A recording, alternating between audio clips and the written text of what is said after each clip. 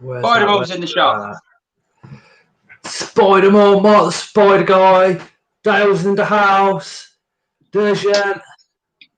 Hello, everybody.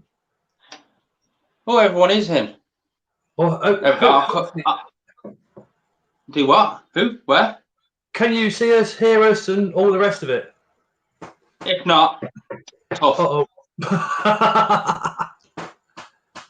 I'm sorry to disappoint you, Dale, but we only have one beer tonight. That's all right. Uber delivers, don't they? Yeah, and I've still got 4 Polish ones in the fridge as well. Oh, no, it's going to be one of them nights. No, it's not. No, I've got to be sober. I'm doing the school run in the morning. Didn't stop me last time. Nope.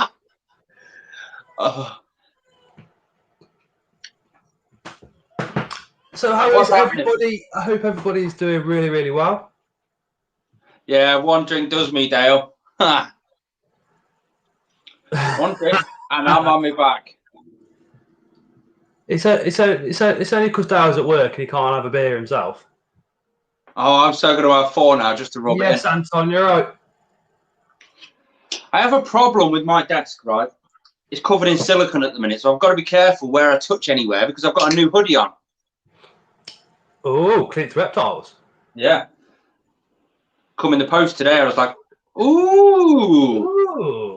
That'll do. So I unboxed it on my next video as well. Is it my next one or the one after? No, it's my next one. I've filmed one.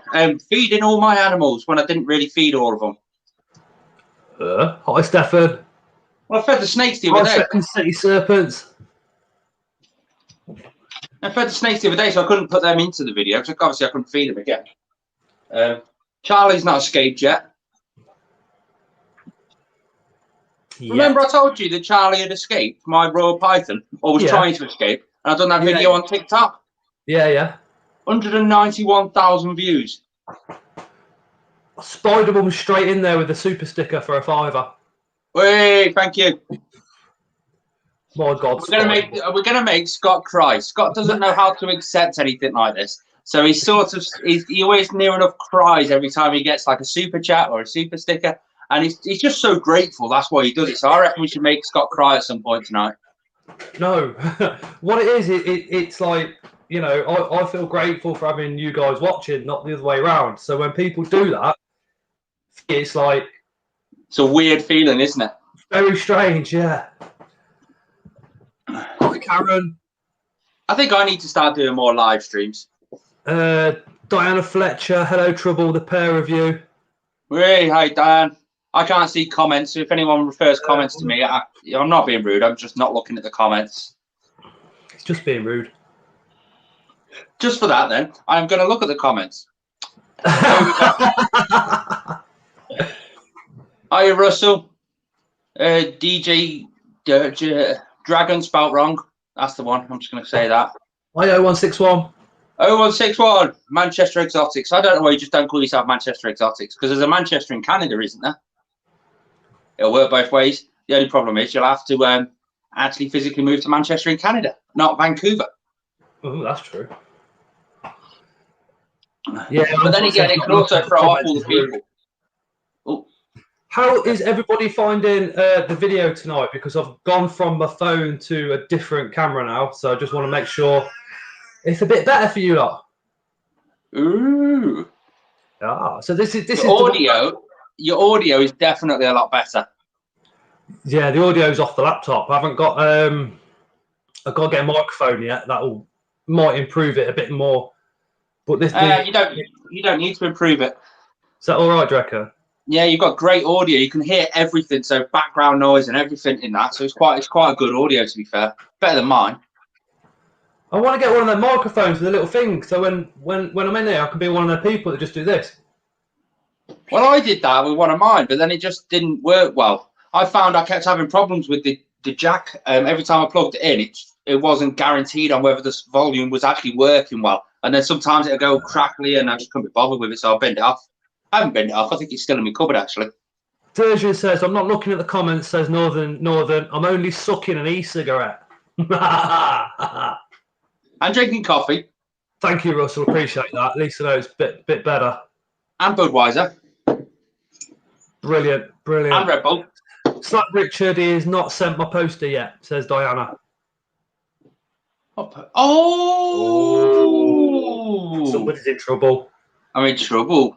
Ooh. Big, Got that big poster over there, to be fair. Because to be fair, I haven't actually sent Scott his surprise yet. Got it all planned out. Prepared to get a black eye off the enemy. I've had a few lately. I've still got that sticker to send you as well, Scott. I'll grab it, actually. Right, for those of you that might not know, I used to have a bit of a moustache. On a live stream a while ago now, back in February, we did a bit of a challenge. Richard won, so the following Saturday I had to shave the tosh off. Since then, I know Richard is an absolute massive fan of scorpions. So guess what? We sent him a creature crate with a scorpion in it to just get him back, and now he's decided to get me back for the scorpion. That scorpion's a right little gobby git, you know. It just wants to eat all the time. Every time I drop anything in front of it, he's straight there and gets it. I've got a feeding all my animals video out tomorrow, and I feed him on that, and he just sits there, just gone. Oh, fantasy geckos with a £2 super sticker. Thank you. Stop it. Oh, is that the corn snake one for the for Langini? Oh, that'd be that. Oh, yeah, I like that. That is nice. Where are they from? Can't really plug them on this, and we need to have permission before we plug them. So I have to send them the video, and then they have to refer it and stuff like that. It's a joy with the brand deal. But yeah, that's the one that's coming down to you. So you've got your corn snake. It's got all your information on the side. It's got all the actual Latin names and stuff like that. We've got a Hugo. Nice. Yeah. What one's this one? Morning geckos. Morning gecko. Central bearded dragon. Leopard gecko. I might send that one down to you as well, to be fair. That'd be awesome. Oh no, that one. Oh, that one. Oh, did you see that one? Oh, that would have been a little teaser. Anton's going to be right on that one. Oh yeah.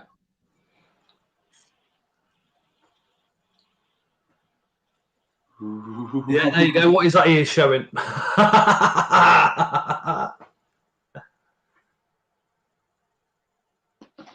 Can anyone guess where that's actually going to get stuck, though? Put them all away. Where's it going to get stuck? On an enclosure is where it's going to get stuck. Yeah, but which one? I mean, don't get me wrong. Got a few down there. I've got a little one just there. I've got another one at the top over there. All the way at the top there. I've got loads of enclosures kicking around. Awesome. I like the way you're playing along with this because you know exactly where it's going. I know. I want to just go, boom, but I can't. Fantasy Gecko says, Richard, I had some stickers made for my channel. Do you want me to send you some down? I'll cover the postage and the costs. Says, I don't think I've got anywhere to put stickers anymore. Fantasy, you're sending me some out anyway. So if you send some extra for Richard, I'll give them to him when next time he comes down, which should be pretty soon anyway. So yeah, I'll be down there pretty soon. Save you on a bit of postage. Russell says, yes, Richard. Thank you, Fantasy Geckos. Hi, Gordon. Happy Ann. The army, the red one, I can't see those bits on there. It just comes up with the name instead of the actual emojis. Big Tony, Big T Tarantulas is in the house. Big T, hope to see you back on your live stream pretty soon, mate. Hope you're only going to have a couple of weeks off because we do absolutely love you to bits. Did someone get a GTP then, says Anton. Somebody doesn't watch my channel then. I don't know, yeah. I have advertised that I'm getting it. Watch Northern Exotics. Do you know what the weirdest thing is, though? I went down there the other day because obviously I've got the animal. It is mine, but I can't physically quarantine in here because I've got too many animals in this room. I've got too many animals in the other room, too many animals in the other room. So I can't quarantine. It's in quarantine at the minute. I've got about 2, maybe 3 weeks. The problem I'm having with it is because it's been moved from its shop display enclosure to its quarantine enclosure that's out of the shop. Because it's had that move, it's gone off food. So it's got to have a few meals inside it. It's got to do a shed in quarantine before I can class it as being safe to come into my reptile room. So we're just waiting for it to do that. But the problem we've got is I know that animal. I've seen that animal for the last couple of years. So I know it's going to go off its food. It's not a big problem. It's a different environment, so it's going to go off its food. So when they finally get it back onto food and bring it here, it's going to go back off its food again. Just warm the head up.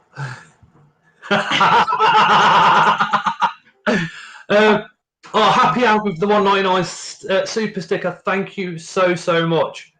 And like I said, it's an absolute pleasure to have you guys watching me. Not,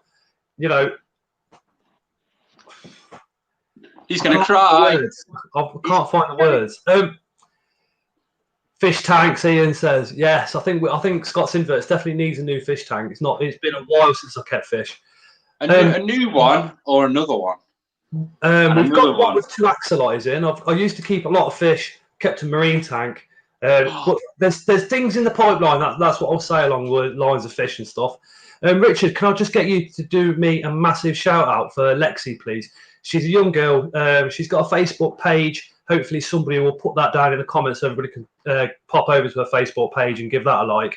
But she's always on, and she's lovely. She's absolutely lovely. And some of the enclosures she's got going on are absolutely mind blowing for her age. If someone can drop that in the comments down below, and I'll be sure to go back and follow it over and have a look at them, because I love all that sort of stuff. I love the naturalistic enclosures, as you can tell. Bobby Hummer says, do you guys have any spiders? That. I've got about 170, Bobby. I've got 1, 2, 3. No, wait there. 1, 2, 3, 4. I've literally got about 170 spiders. We've got geckos, crested gecko, snake, centipedes, mantis, all sorts of bits. And then Richard's got lots of everything stuff. Else. Lots of reptiles. 4 tarantulas, green tree frogs, millipedes, a ton of morning geckos, a Calyx versicolor, a Chinese house gecko, a royal python, 2 leopard geckos, a bearded dragon, 2 boa constrictors. The special one that's going in there, I've got a boss monitor, and I think, and some beetles, a locust, crickets, dubia roaches, meal. Yeah, I've got everything. We got toads, frogs, pickerel toads, cane toad, Pac-Man frog, crested gecko, morning geckos. Got the morning geckos because when I first started watching Richard's channels, he did a lot of morning geckos, and I was just like, oh, but better still, the enemy was like, oh, they're nice. And for those of you who don't know, the enemy is my other half, Tara. So me being me, I like morning geckos, and she looks like she absolutely adores them. So if I get them and pretend they're hers, hopefully she's not watching, she's putting a little into bed, then she'll let me have more spiders, and it kind of worked out pretty well. Hi, Mark Buckland. Hi, guys. What's the best size tank for a crested gecko? Ooh, that size? 45, 60. Standard issue sort of crested gecko setup. That's what that was made as, weren't it? That was made as a crested gecko enclosure. That's what I've got mine in, Exoterra. My crested's in the front room because along with four of the geckos and the morning geckos, and the reason they're in the front room is because our 2-year-old's he's got several forms of autism, and then he's got some other bits going on, but he absolutely loves them geckos. He loves watching them. He's very, very energetic, and it's the only time he really does actually calm down is when he's up in front of the gecko tank like this, and one of the geckos, the lemon sunglow, will actually come out from hiding, and they look at each other. It's like she knows, and they'll be like that for a good couple of minutes, just literally looking at each other, and it's absolutely amazing. So, unfortunately, the geckos and everything, they will be staying in the front room, in the family room. They won't be coming into here. But we have got some massive plans for this place in here. Oh, go on, explain a few. Give a few teasers. Let's just say large racking. Like this one? You pack it in. That's at 99p. You really don't have to. please don't feel like you have to donate. It's like, but the pleasure is literally all mine. To have you guys watching is more than enough. He's gonna cry. I can't deal with it. I can't deal with it. Are you thinking racking like mine? Oh no, bigger. Bigger. That's 2 meters wide and 2 meters tall. Yep, bigger. Oh, you're not gonna have to go one bigger. Mine's going to be more like 5, and then I've probably got up 4 meters down the other wall. But then it's going to go back quite a lot, and the alcove is all getting boarded out as well. So there's going to be loads, big plans. I've got a problem with mine at the minute. A big problem. Big problem. Hi, Ben's pants. Let me just unplug and I'll explain. Right, so you see, that's obviously the light there, but there's a cupboard behind the light. Well, that's where the boiler is. That's where the gas meter is and stuff like that. Take it out. I don't need it. Well, I don't need it. I'm not upgraded. Instead of a boiler and a gas meter, you could have like a massive enclosure. Yeah, but this property is rented. And I got a letter come through the post yesterday saying your flat has come into your place has come into this region thing where you can get a new free boiler fitted. Oh. But I've got a kicker. I've got a little thing in my favour here. When I first signed the lease, I said, "Is it okay if I have caged pets? You know, like hamsters." I got it in writing as well. They're hamster eaters, and if you watch Northern Exotics TikTok, you'll see why. I wasn't a hamster, mate. That was a guinea pig. That's still getting views and still getting loads of hate from the guinea pig community. I love it. I'm literally making loads of kids cry just because they saw a guinea pig get eaten by a snake. Oh, bubble gum. Hey, beautiful people. Yeah, it's nature, isn't it? I mean, it makes me think, because you can't feed live fish to live fish. No, you can't. You can't feed live fish to monitor lizards either. You can't feed live rats and such like to snakes in this country, but you can feed live like locusts, live dubia. We are very picky, aren't we, with what we can and can't do. I mean, the law states we're not allowed to feed. We're not allowed to optionally live feed to snakes. I think there is a grey area there with some other snakes, but that's where you don't go for wild caught either, because the wild caught trying to transfer them over to a captive diet is just horrendous. Oh, you're naughty, Richard. Annabelle says, which is Diane's daughter. Why am I naughty? Pets. Leah is in the house. Hi, Leah. Leah. Subscribe to Unusual Pets. Happy Ant, would you mind putting a link to Leah's channel, Unusual Pets, in the comments, please? Make sure everybody. Really kind. She'll give you a key ring.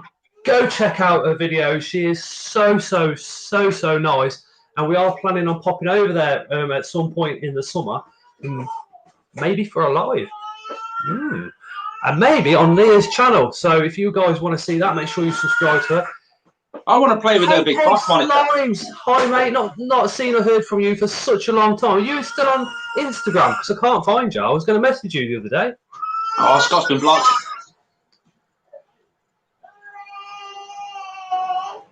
Lexi had a guinea pig. She called it Pig when she was 6. I forgot what name we gave the one that Popcorn had. It was a cute name anyway. It was Dave, wasn't it? No, I don't know. It's a cute name. I know the big giant rat that he's just had. That was called Tom. I don't know why. I've got some banging happening. I don't know what it is. Don't you hate it when you feel like you're being watched and you've got a big boa constrictor staring at you? Do you guys know where I can get hold of a sand spider? The Sicarius. No. Not currently, because of what's going on with Europe. I don't think we're going to get sand spiders for a good little while. But just keep on checking Venomous Visions and the Spider Shop. Maybe drop them a message and they might be able to help you further, Gordon. I did have one. Unfortunately, it died in a molt, so I was absolutely gutted. I still am gutted. That was 6 months ago, and I've not been able to find another one for sale myself. Tony Tones! Pretty much anything with an exoskeleton literally has no rights, so you can do what you like with them. Things like fish and animals with a backbone, I'm sure, have rights, although it's all wrong. It is all wrong, isn't it? It's a bit messed up. It is what it is, isn't it? You just have to deal with whatever you've got given. Oh. I've got a suicidal morning gecko baby. Get this one out. Every time I try and open the door, he tries to jump out and escape. He's caused fights with all the others to the point where he's only got half a tail left. I've tried to catch him out and put him separate, but he just won't have any of it. Every time I go in there for food or whatever, he's the kamikaze one that's always there. So you know how we've got Wish, that Chinese house gecko, the reptile rescue? Yeah. Well, his name's Wish. We've got Wish and Wish and No Hope. Wish and No Hope. I like it. Every time I see him, I know it's him because he's got the stub tail. So I'm just going to keep trying to catch him, but I've got to be careful as well because I've got, what, 4 eggs in there now? I'm absolutely in love with our morning geckos. That pathos has really taken hold now and started to grow, which I was getting a little bit worried about. Yeah, I'm starting to get a bit worried with one of my pathos. I've just repotted it today, try and get a big bloom off it. And then once it's bloomed, I can start like taking loads more cuttings off it. But Peter Webster's in the house. Hi, Peter. Peter Webster. The man the king, himself. the god, the legend. Absolutely, absolutely. Such a diamond geezer. Real. Peter, I watched your recent unboxing. I'm so sorry for what happened with that. But you know the spider shop, you know they're going to sort that out. But your face just said it absolutely all. He had a couple of he had a spider and a millipede delivered, and they arrived dead, which, as you know, can happen. But why would that have been? Could that have been something to do with the heat? Because we've had a lot of heat lately, haven't we? Possibly, or Royal Mail shaking it. It could be. There's millions of reasons why, but yeah, just to see his face, literally opening the box, he looked well happy, and then his face just went warm. I was just feeling heartbroken watching it. I literally watched the video just before coming on live. I was like, no way. I've not watched it yet. I've been running around. Well, no, I've been trying to get the phone charger going, but I got the notification. It's still on my phone now, the notification, to be fair. Oh, is it? Hi Stacey. 0161. Yeah, I know Donny's going ahead. The BTS, correct me if I'm wrong, somebody, but I think that's July the 18th. Oh, is it? I know we've got Donny going ahead in June. Is it June? Yes, I think it's only 1 day though instead of 2, isn't it? It's always only been 1 day. I don't know, it hasn't. It's been no. Donny's always only been 1 day. 1 day, 4 times a week, 4 times a year. They cancelled off the April one. The June one's supposed to be going ahead now. I don't know what the restrictions are. I've got to check it. But last year they added all the restrictions in case they could open up, and it was like only members could go in there and all this sort of stuff. They're trying to capitalise on the loss of earnings from last year by saying members only can go in. So you've basically got to pay 30 quid as a membership to get in, rather than paying a £5 at the door. That's a bit dodgy. Hi, Michael. I don't know if I'll be going, to be fair. I mean, if I do go, it'll be solely for filming purposes, solely because those videos do well. I'm going to go. I can't wait. Because in 2019, we went to all the invert shows, and we didn't actually go to a reptile show. And thanks to you, like the likes of Ben's Pets, as you know, I've quite got into a couple of the reptiles, so I do really fancy going. Even if we don't buy anything, it would just be nice to have a look at like the unusual lizards, unusual reptiles that might be there. You tend to get a sort of nice variety there, but it tends to go in batches. So you'll get like a couple of really big raw python stalls, and you'll just see the same thing on all the stalls. Then you'll get a few of the big tarantula companies, and you'll just see the same tarantulas on all the stalls. Then you'll start seeing all the little personal breeders where they've got their like 25 different species of tortoise, and the chameleon guys, and the Germans will be there. It is really good. But it's warm. You obviously know what's going to be there. I haven't got a clue, and you know my reptile knowledge is limited. So I think at somewhere like Donny, I'd probably bypass the tarantula stalls in favour of the reptiles, just to be like a kid in a candy shop going, "Wow, what's that? What's that? What's that?"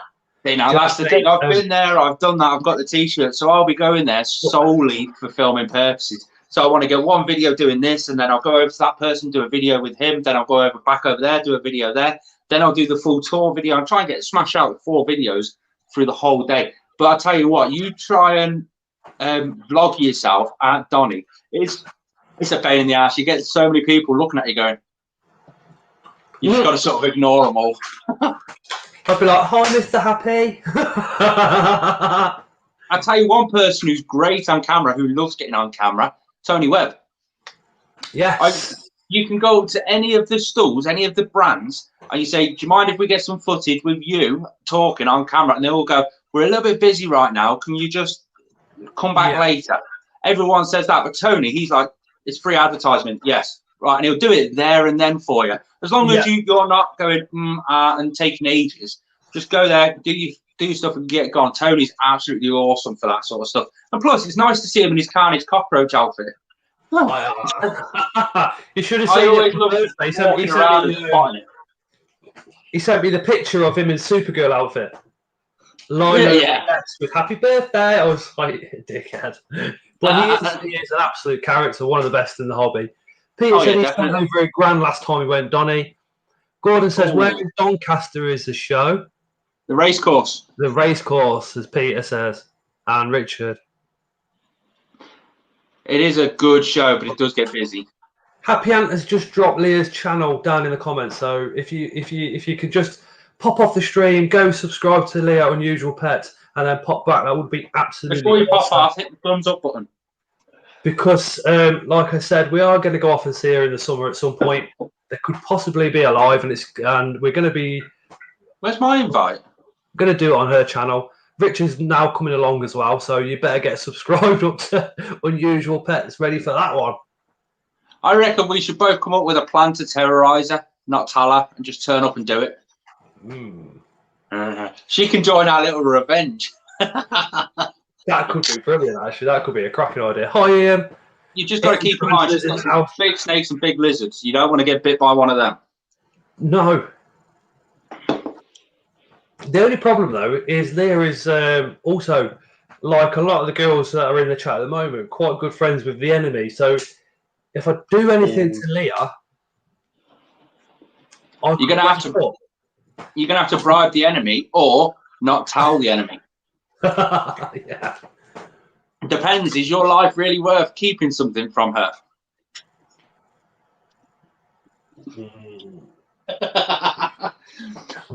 We need to find out what Leah's worst pet is. I don't know with Leah because as you know, she kind of, if it moves, she loves it, don't she? So we'll send her a box saying live invertebrates all over the box. We'll get the creature crate sticker on it and all that sort of stuff. And when she opens it, it's just like a teddy bear.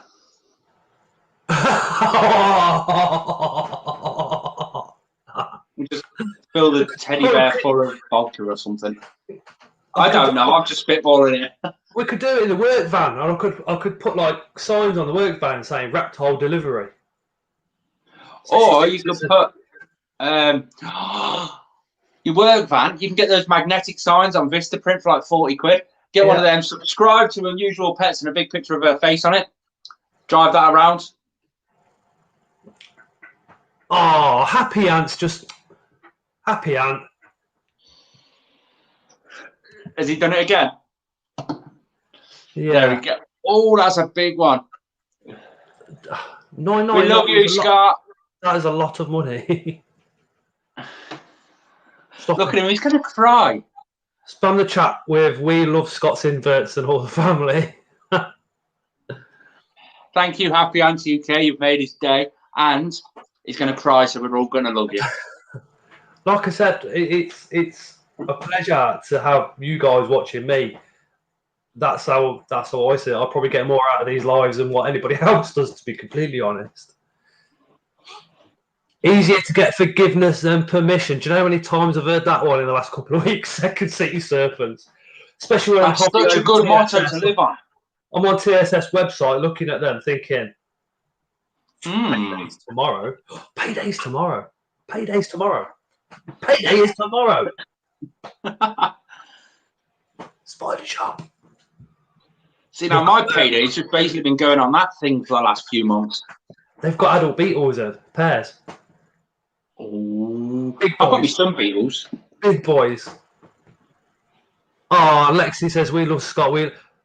Dale's just dropped a tenner in saying up yours, Ant.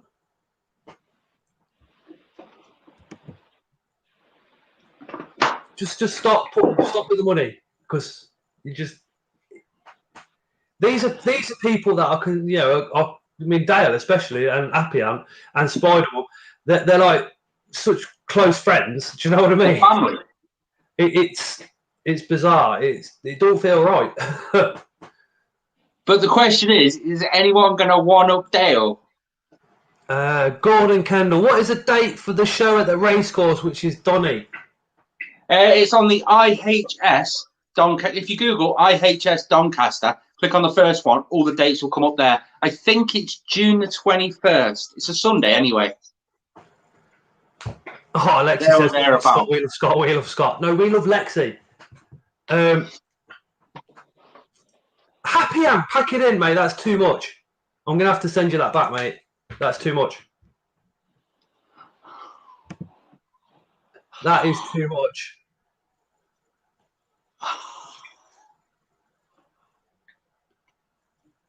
Stop it, Appy. You've done that. Is far too much. I'm going to find out how do you send that back. You can't. I'll find a way. He's a channel member as well, Happy Ant. Well, exactly. I've not looked at your channel membership for quite a while. I know I am a channel member, but what do you get on your channel membership? Is it similar to mine, where you get the early access? I love doing the early access. Everyone just seems to appreciate it. Yeah. And the donations that have been put forward so far will all be going towards the racking, which is going to be happening in the next couple of weeks. Oh, I can't wait to see that. It's going to be a big one, but I'm going to try and I need to do it so it can be dismantled again and taken somewhere else, because it's not just put racking up and that's the end of it. I need to insulate the walls as well. So this wall is going to get insulated. So is that wall, just to reflect that heat back towards the inverts. What the fuck?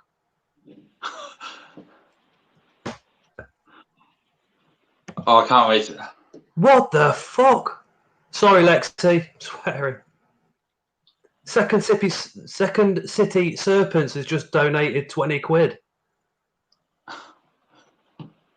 So the racking, he's going to cry. He's going to cry. I don't know what to say.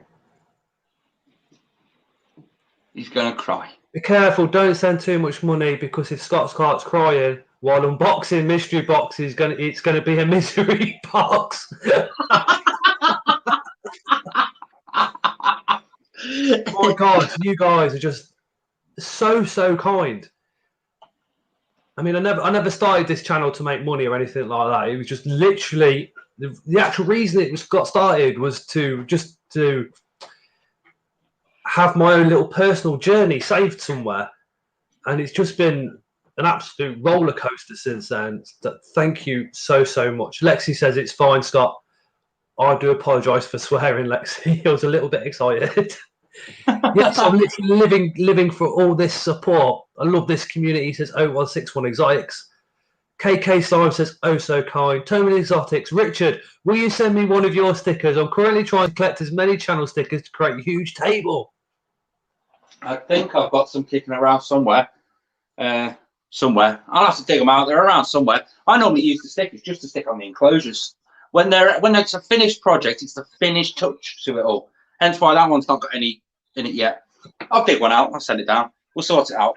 Don't worry. So the racking, is it going to be like a custom built one that you're going to build yourself, or is it one that you sort of buy it? Now the racking is completely custom. We are building it. Ooh, you know, I'm getting the invite to come down and help. Oh yes, definitely. The problem we've got, we'll have to live stream the whole thing. How often do you reckon we're going to say some naughty words? It would be my wife who cries.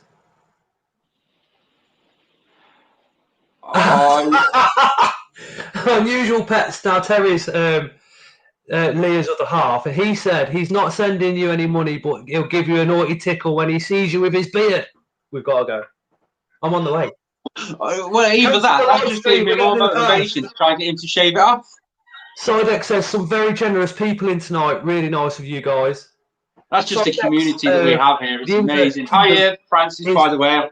It's also another invert channel, and he's also got channel membership up and running.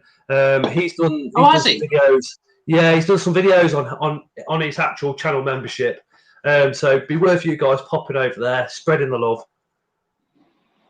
I haven't seen I haven't been on to loads of people's. Are you like me, Scott, where you don't really watch too much reptile-related sort of YouTube? Because I don't watch much of it, to be honest. My top two channels, my top two go-to channels. One is the most boring channel in the world, and you'd be like, "You watch what?" Which is Post 10, and Post 10 unblocks massive flooded streets. That's what he does, right? But bear with me. If you watch that before you go to sleep, you'll have a better night's sleep. It's so relaxing. And the second channel that I absolutely hammer and absolutely love the guy is Alex Steele, and he's a blacksmith. He's absolutely awesome. Mine's Daily Driven Exotics and the Stradman, both supercar related things. I haven't got a single interest in supercars, but I learned how to be entertaining through them. I watched one as well that's something to do with purpose. Basically, they go and dig up a load of, or they go scuba diving and stuff and find all like the cars and stuff that are in the rivers and stuff, pull them out. It's amazing how many bodies they find still inside the cars. That's quite freaky. Adventures with purpose, that's it. You see, there's an American channel as well that the missus likes to watch. The enemy, she likes to watch. He's got, I think he was a builder. He's quite old with grey dreadlocks, but he owns like about 500 different cars, and they spend all day like picking out a car and doing it up to sell on.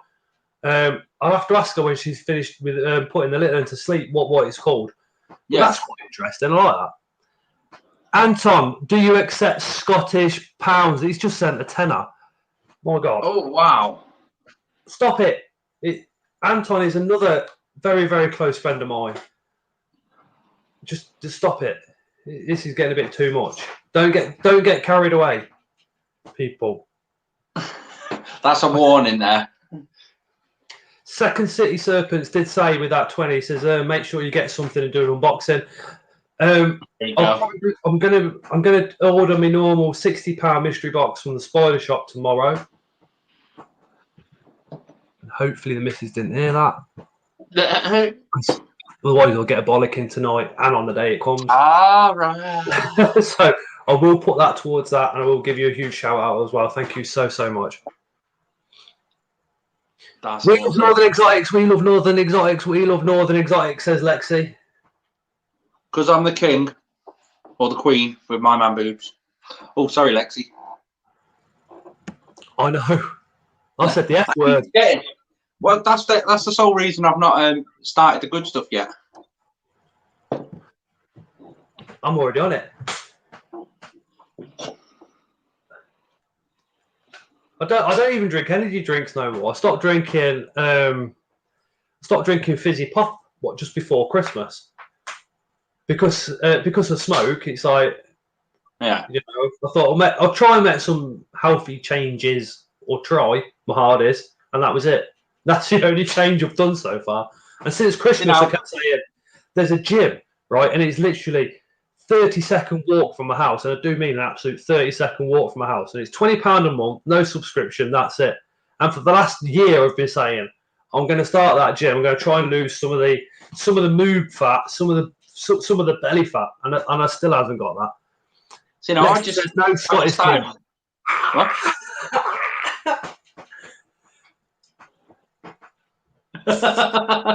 Oh yeah.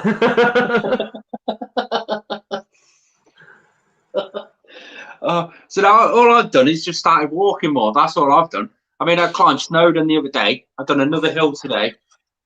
I'm still recovering from Snowdon. I watched that video, right, and I was just thinking to myself, I'd got on a bit of a depressive day, and I was thinking, my channel's not doing very well. Nothing seems to be going well. I was thinking, do you know what? All the people that said negative stuff when I first started, family members as well, those thoughts were going through my head. And then I watched your trek up Snowdon. I was like, and I was just listening to what you were saying about how people have tried to hold you back, and you've gone, no, I'm doing it. And I just But thought, you know what though? I've let them hold me back for the last 6 years. No, I don't care. But I don't think it's when you're saying your channel's not doing how good it used to do. I don't think that's down to you. I think that's just everybody. The good weather's coming, so everyone's going out. Lockdown's over, so everyone's out. Because my channel's doing exactly the same thing now. Me views have dropped. Me subscriber counts dropped. Everything's dropped. I think that's just because people have gone back to the four. I don't know what it was. I think it was just I had a problem with it more than anything. Do you know what I mean? Yeah. And then I don't know. It just gave me that motivation to get back on it. Karen Watson says, guys, please can you give a huge shout out to Lavender Reptiles, please? We are still looking for the Lavender Reptile winner. They have not come forward. I'm not one of these people to give up and say, well, I'm going to draw it and somebody else can win it. We want that actual winner to come forward. So there's going to be a video going out in the next couple of days looking for the winner. Hopefully, unless he comes forward before then. Tony says, more than exotics, you actually take some real good pics out on about, to be honest. Should post more landscape. Yeah, he does, doesn't he? I do post a fair few. Like, if you want to see landscapes, me Instagram stories. I just normally walk, because I've got a regular walk that I do every morning. And I keep going to see these stupid swans that are down the road. They're sat on the nest and stuff like that. That's normally where I post all my landscapey sort of stuff. I want a drone, though. I want just solely so. I mean, I can't fly a drone at Snowdon because the military use it and stuff like that. But I keep trying to justify actually getting a drone, but I've got no use for a drone. I have. I've got loads, especially for fishing.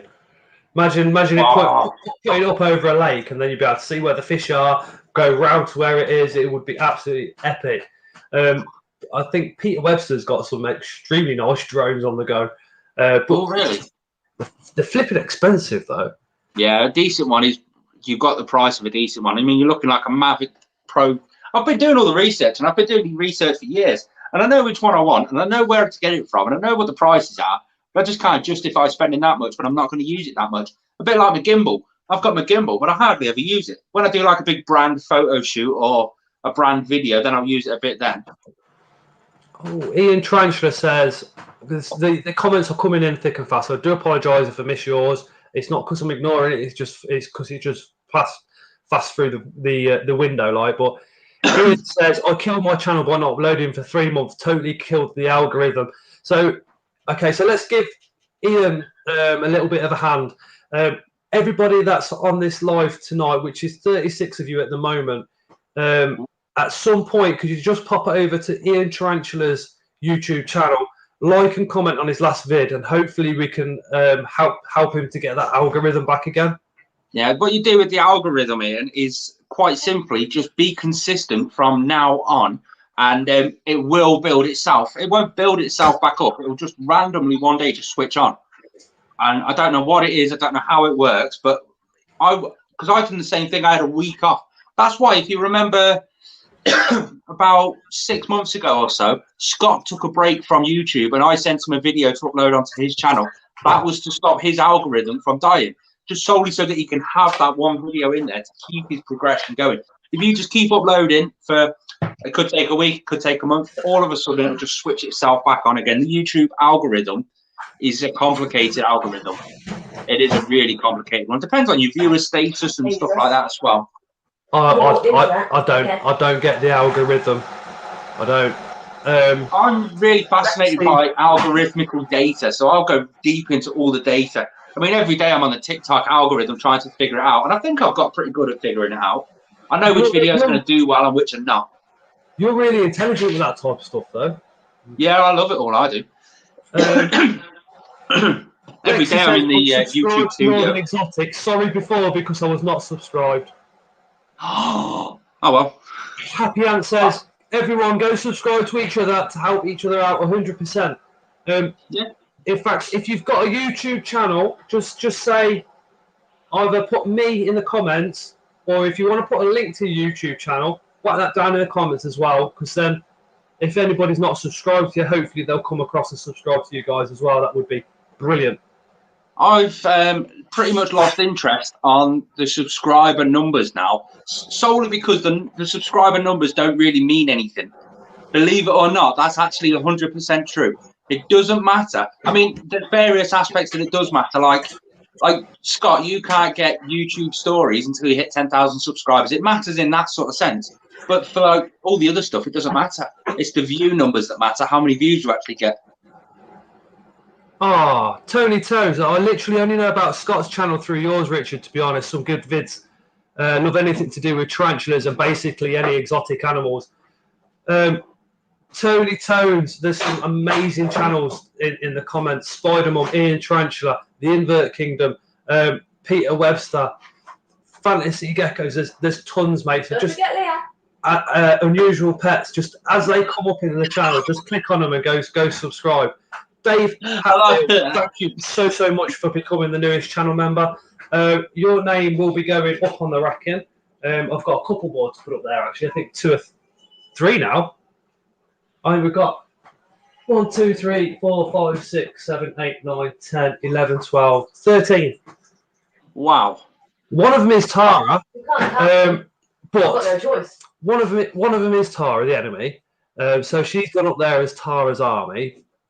So it's nice to have her supporting me. Do you know what I mean? It is. I was a bit like. What's my name? Richard. You've got Richard up there, have you? Yeah, it just says Richard. It's Douche Rocket, really. It says Ian. no. It says Northern Exotics. Yeah. Because if it's a YouTube channel that's joined the channel members, like Spider-Man 1978, I'll put their channel name up. Yeah. I said hopefully they'll get a few subscribers every now and again when a flash who's the channel members are. Do you know what I mean? Tara's Army because it's my Facebook group. Yeah, Tara's is Tara's Army because it's a that. Facebook group. My morning geckos won't shut up. Showers and Legs, 15 subscribers and 100 views on my best vid. Whoop, whoop. Oh, go on. Awesome. Oh, thank you. Can't even sit down. I've got no chair. You broke it with your fat ass. Everybody's saying hello, Tara. Don't swear. Got Lexi's on here. Who is it? I don't know. Who's phoning you? I don't know. Yeah, go. Hello? Hello? Hello. See, now, if I weren't filming on my phone right now, I'd phone her just to annoy you. My vids are like boring open university things, says Bailey's bug blog. They're not. Bailey's camera skills are just getting exceptional. Deja says, I wonder what kind of webcams you guys use for streaming. I use a standalone. I use my phone. I have a subscriber visiting tomorrow to collect 5 peedlings, says Peter Webster. Ooh, that's awesome. Lexi just said, let's just say this. Lexi just says, Scott is the king, Northern Exotics is the prince. Oh, at least that's better than princess. Thank you, Lexi.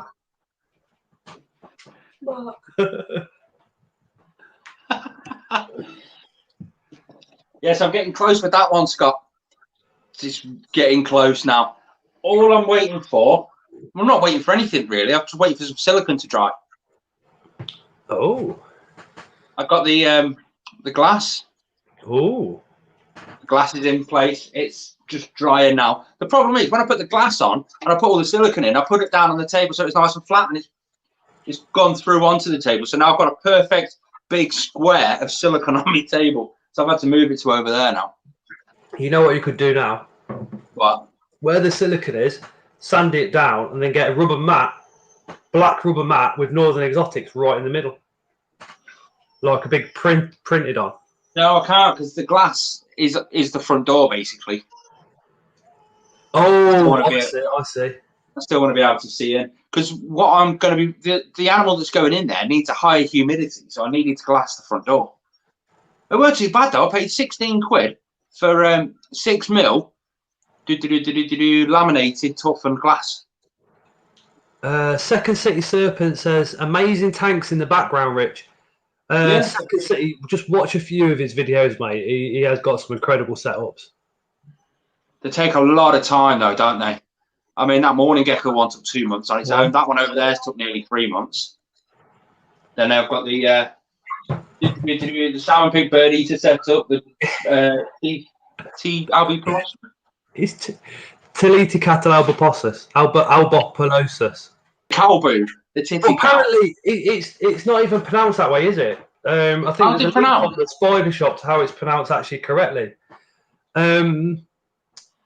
What was that? Sorry, let me just roll back up the comments. Oh, you can look at the concentration. The little monkeys in his head going. His new title should now be the Princess Richard of the North. Let me guess, Dale done that. No, Fantasy Geckos. I'm Princess. I think the next video that Richard puts up, if you're a Scott's Inverts family member, if you're in this chat, go on to his next video and just put Princess Richard. He needs to dress up with wings and a wand and. Well, no, because my next 3 videos are already uploaded. I've just got to click publish on them. I think if we can get 20 people to do that, then next live that you come on, you should dress up as a princess. Am I not pretty enough as it stands? No, proper little princess. If we can get 20 people on Richard's next video that he puts up, just to simply put Princess Richard in the comments, then the next live we shall get him to dress up like a little princess, and that will get him back well and truly for the tosh removal, won't it? Yeah, but in all fairness, you've already got me back with the scorpion. We're going to get you double back. That was for this half. This one will be for this half. Happy Ant says... I'm tempted to upload next video now just to see what happens. Happy Ant's just dropped to $4.99. Oh, Tara. Stop it, Happy Ant. You've done enough, mate. You really have. You're going to make yourself a bit of skin. Pack it in.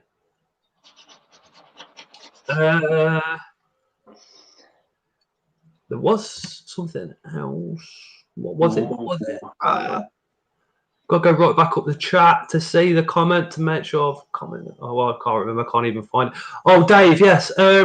Looking forward to seeing you at Donny. Yeah, mate, just come and bump into me when I'm at Donny. Just grab me. I do walk around shows like I'm a miserable bugger, but I'm not. Just come and say hello. Oh no, he is a miserable. Oh, you won't be.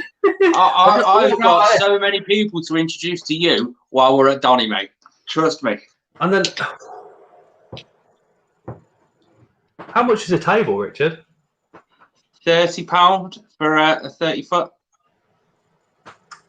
No. Yeah, no, £30 for a 6-foot table, or 60 for double size. But you've got to be a member to be able to get it. Why? What are you thinking? I'll have to chat to you off air. I think you've got it in your head the same thing I'm thinking of. I think so, yeah. I think so. That could be. I will say, do you know how at the invert shows you get the people that stand there and actually physically do a show sort of thing for the kids and stuff like that? They don't have anything like that at Doncaster. Really? That's yeah. If Sidex is still in the chat, he'll know. That is.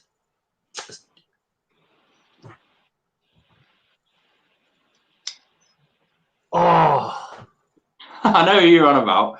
I did a video on him as well. I did a video on him ages ago because Layla absolutely loved it. Yeah. Remember he picked up the snake and the other bits at that show? Nick. Yeah, Nick. Yeah. What's his show? Is it Oh. Sidex? Nick's show at the invert shows. What's it called?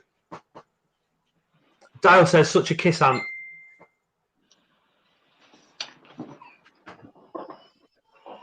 Yeah, it's Nick Wadman. Yeah, that's the guy's name. What's the show called that he does? There's something beasts.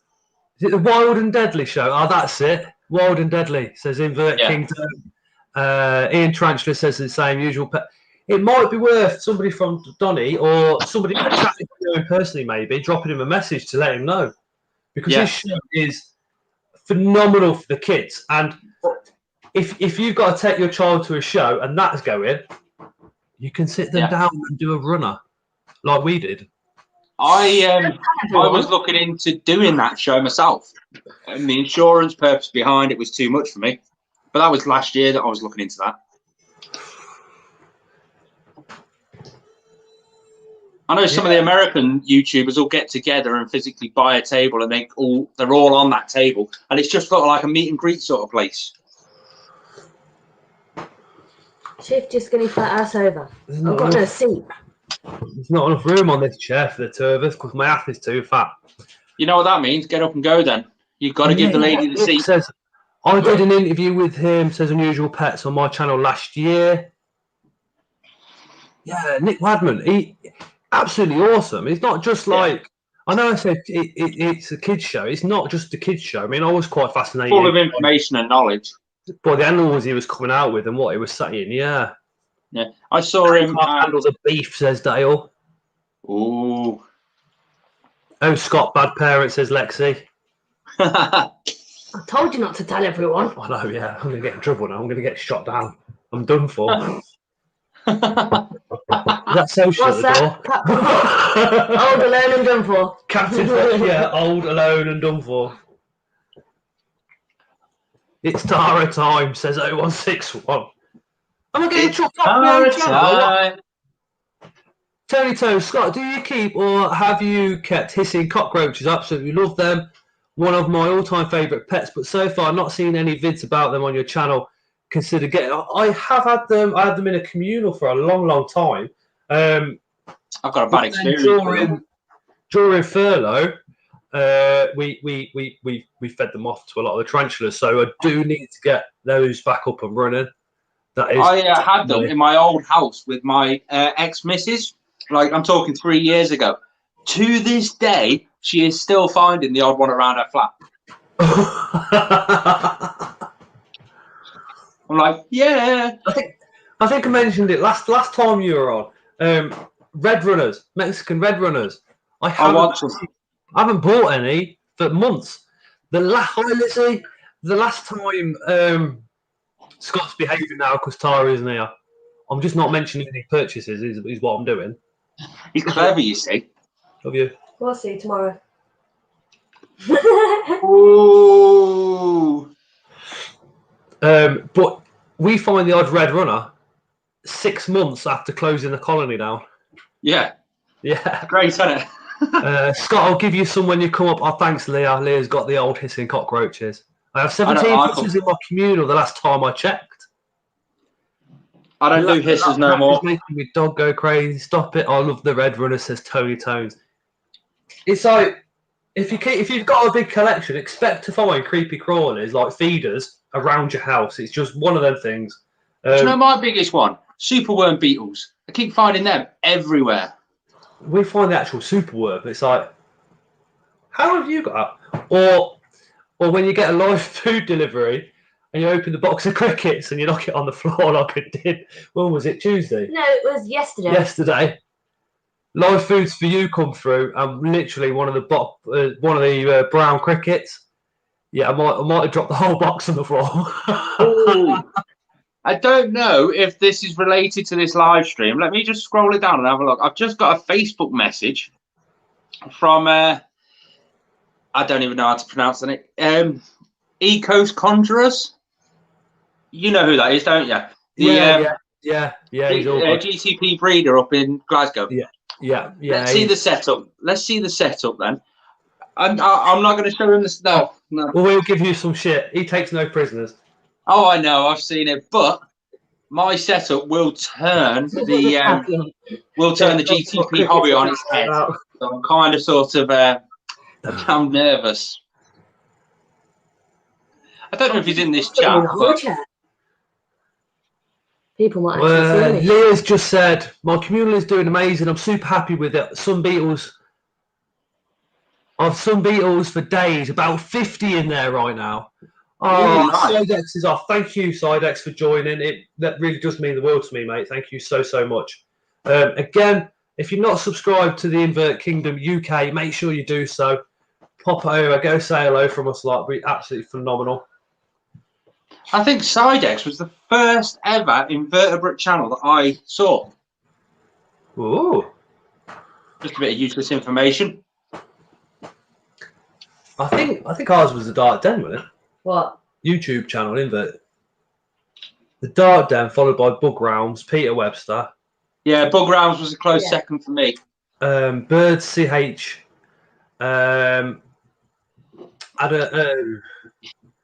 I Love Tarantulas, that one. Oh, loves tarantulas.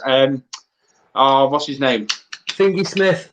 Smith. Andrew Smith. And also Andrew Smith. Andrew Smith. What a legend he is.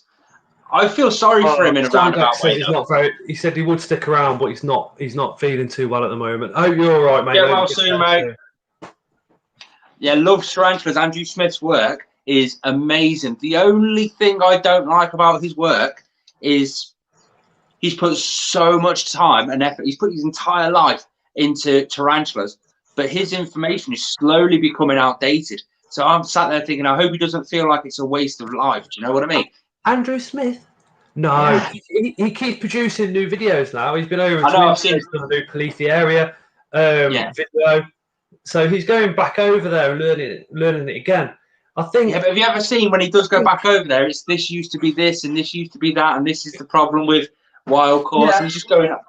I'm sat there like amazing. The poor guy. I mean, he's the one that taught me all about the Hamori with the differences between the Smithy. I absolutely love his work. It's all genetic stuff now, isn't it? So it's all DNA and. Oh, it's going to get messy, I think. Oh yeah, definitely. Hold on 1 second. Let me just pop back up there. Lexi says, bye all. School tomorrow night. Bye Prince Richard. Bye King Scott. Bye Queen Tara. If everybody could just put down in the comments, bye Lexi for us, that would be absolutely fantastic. Just put night, Lexi. Night. Thank you for staying up so late to watch this as well. Really do appreciate it, Lexi. Take care. Somebody just said, and I do apologise, I just remember reading the comment, do you watch Tarantula Cat? Not very often. Me and Francis started the hobby the exact same time, says Peter Webster, on YouTube, and was the recipient of my first ever gift. Oh, there you go. Back in the mo, says Michael, he's starving. You've got my heart there, Michael. I am always starving. I don't even know how I managed to keep this extremely thin athletic figure of mine. It's her reaction. It just cracks me up every time. I just want to one thing. Yeah. The GTP breeder from up in Glasgow, he's actually in the chat now because I've just had another message. I will reply. I just can't do it right now because I'm using my phone for the camera and stuff like that. That's where I'm going to leave that. Yeah. Scott Udders, says Michael Taylor. Yeah. He's a cow boob. These used to be Manusive pecs years ago when I was on when I was training. Yeah, but that was when you were also on steroids, and that just gave you boobs. Scott's Animal Adventures has dropped in. Hi, mate. Scott's down in the gym actually. He's going for the healthy fitness style, and he's doing pretty well, bless him. I keep doing loads of stuff, but I don't actually lose weight. But I'm building muscle at the same time, so it's sort of my whole body shape's changing. But I'm not seeing any difference on the scales. It's a weird one. I just want to get some badass muscles again, like I had 10 years ago, but just maybe not so big. Tara's looking at you, going, "Huh?" Tara likes the dad bod. Remember, if you want to look at the camera, it's up here, not there, because that's the laptop. When I do this, I'm looking at the laptop comments because the camera's over. I'm only letting other people see what you see when you look at the back of my head. I usually see that. Oh no, he went there. He went there. Richard, I can't wait to see your new project, says Unusual Pets. I'm dying to figure out what I'm doing next, and I don't know what project to do next because I've got that many I can do. It's unreal. I mean, that one there, that's just finishing off. That'll be finished. Well, it'll be finished tomorrow, but won't be uploaded for a few days. But then I don't know what project to move over to after that. I've got a couple of options. The Royal Python, that'll be an awesome one, big 4-foot enclosure sort of thing. I've got another tarantula build I can do. That'll be awesome. I don't know. I might redo the bearded dragon. Oh, that would be cool because Tara's nephew was looking at bearded dragons not so long ago. You should see mine at the minute. He's fast asleep. He's got his arms over his log and his head down one side. He looks a bit special. So he's got the basic enclosure. Yeah. So if you did a video on that, that would be awesome. If I did a video on that, I think I'd do a bigger enclosure for him, to be fair. That's the joy with this time of the year. The bearded dragons are just so active, constantly running around. Or he is, anyway. Is that just purely because of the heat, or is it because there's more UV coming through the window? Or no, UV doesn't pass through glass. Little information there. It's just because of the time of year. So he's out of brumation. He's on the food quite heavy. It's after breeding season, so he's not got that on his mind. So he's just an active, normal bearded dragon at the minute. Oh, I might be able to do the floor like I did in the leopard geckos, where it's a solid, half loose. oh, Then again, I want it taller. I want it like sort of there, so a good 3 foot tall. Do proper big branches going up and everything. Maybe. oh, that sounds really interesting. He loves to, he's never on the ground. He's always on his branches, climbing away, doing something or other. What are you doing? You're typing away at something. Just checking something. We've had a couple more subscribers this evening, so thank you so much. Oh, awesome. I advertised this out on my community tab. Oh, thank you, Richard. Really appreciate it. We had 40 people watching earlier. I just titled it. I put it out at 7:30 and said at 8 o'clock, because 8 o'clock's my upload time as well. That's the time that my followers are most active on YouTube. So I just whack it out there, which is weird, really. Find that stuff out. Easy. Do you know your desktop studio beta? Yeah. On the top, click audience. It just tells you. It's straight there. I'll show you. Probably tomorrow, to be fair. Well, Didn't even know that. half the Tommy Yara stickers are picking shit. There's so much you can do on YouTube Studio Beta. It's unreal. Literally, Nowhere. you can literally find out what other videos your subscribers are watching. Richard, get in touch. I'll show you how I made a deeper substrate platform on my vids up to 8 inches of substrate, says Scott's Animal Adventures. Got 14 inches of substrate in there. Oh. But I don't want deep substrate for the bearded dragon. I want the sort of solid substance, but where I can still have the softer stuff where I can grow plants in. Then again, he'll eat. So you're saying that the UV light doesn't pass through glass? Yeah. I've got a UV light 7%. The mini kit, the mini T5. Yeah. I've got that on top of 2 Exoterras in the front room for the morning geckos and the crested. Yeah, it passes through. Not doing anything there. It passes through mesh. The mesh will block it out by 34% that I measured it at, and it just won't pass through most glass. So if you put glass on the top, it's not doing anything.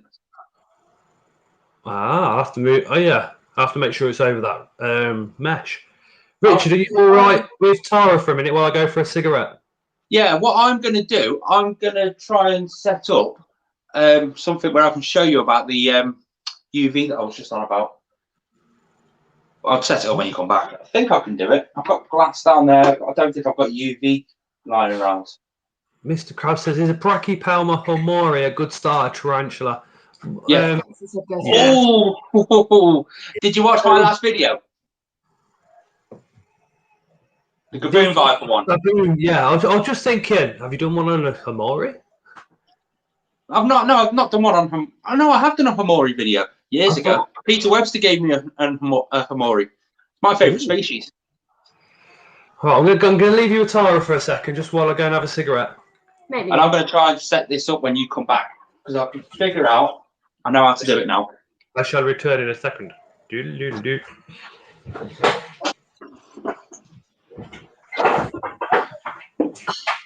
How many people have we got in the chat, Tara? 31. Right, all 31 people. Don't tell Scott. Scott's spending 1,500 quid tomorrow on tarantulas. No, he's not. He's spending it on me. Stop lying. That's not what he told us. We're going to spend it on hair dye so I can get rid of my gingerness. Teenage Mutant Ginger Ninja. Don't blame the gingers. There's Ginger, then there's Ginger. Come on. Look at that.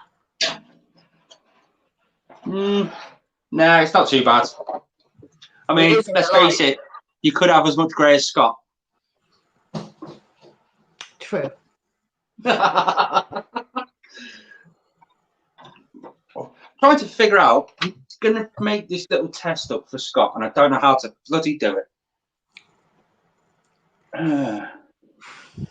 In that You case, watch, I'm going to pull this episode. Test yourself then before you test Scott. I'm special. I'm special. I've got to be careful because I've got that much glass lying around from the build that I'm doing. It's unreal. I need to figure out a way of suspending this puny little thin piece of glass up in the air safely. And I don't know how. Oh. I'll figure it out tomorrow. No. Right. I'll figure it out. Scott, you need to tell Scott. We need to make a joke for Scott. I don't know. We can trick him doing something. We need to make a joke for Scott. Scott is a joke. Oh, you love him, really?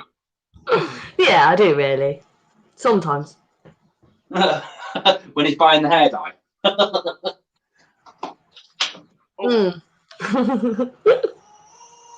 Right, I'm trying to get this UV light off, that's all. It's being a pain. Oh, crap, that didn't go well. Something went bang. Ah! This is why you shouldn't get racking, because everything's all wires everywhere. Oh, I did it.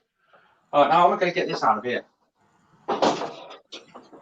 Oh, crap. Everything's falling everywhere, Tara. Help me.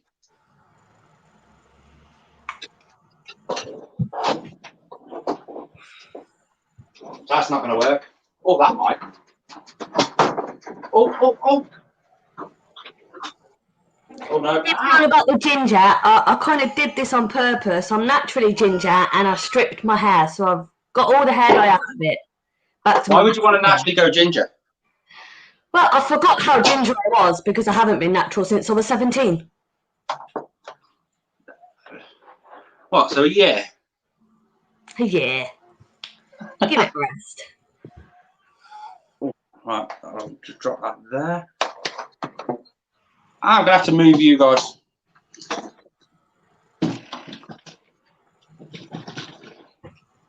This is what happens when you do impromptu stuff. It doesn't work very well. There we go. You can go back now. Hi.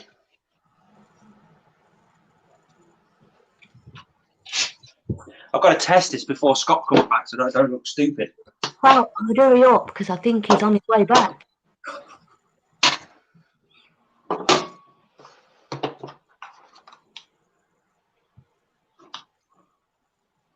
Boom. Yes, it works.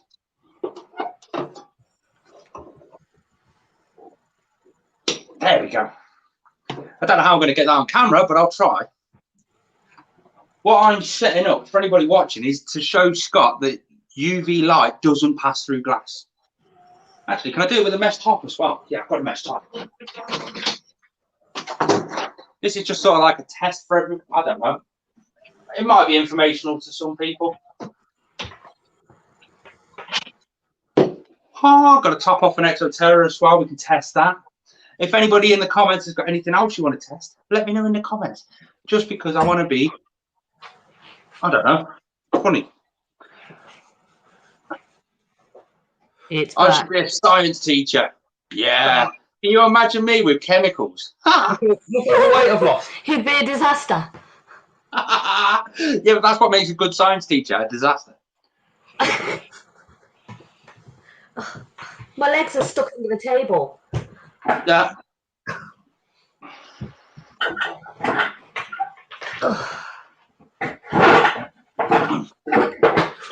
Oh, High Lords Exotics.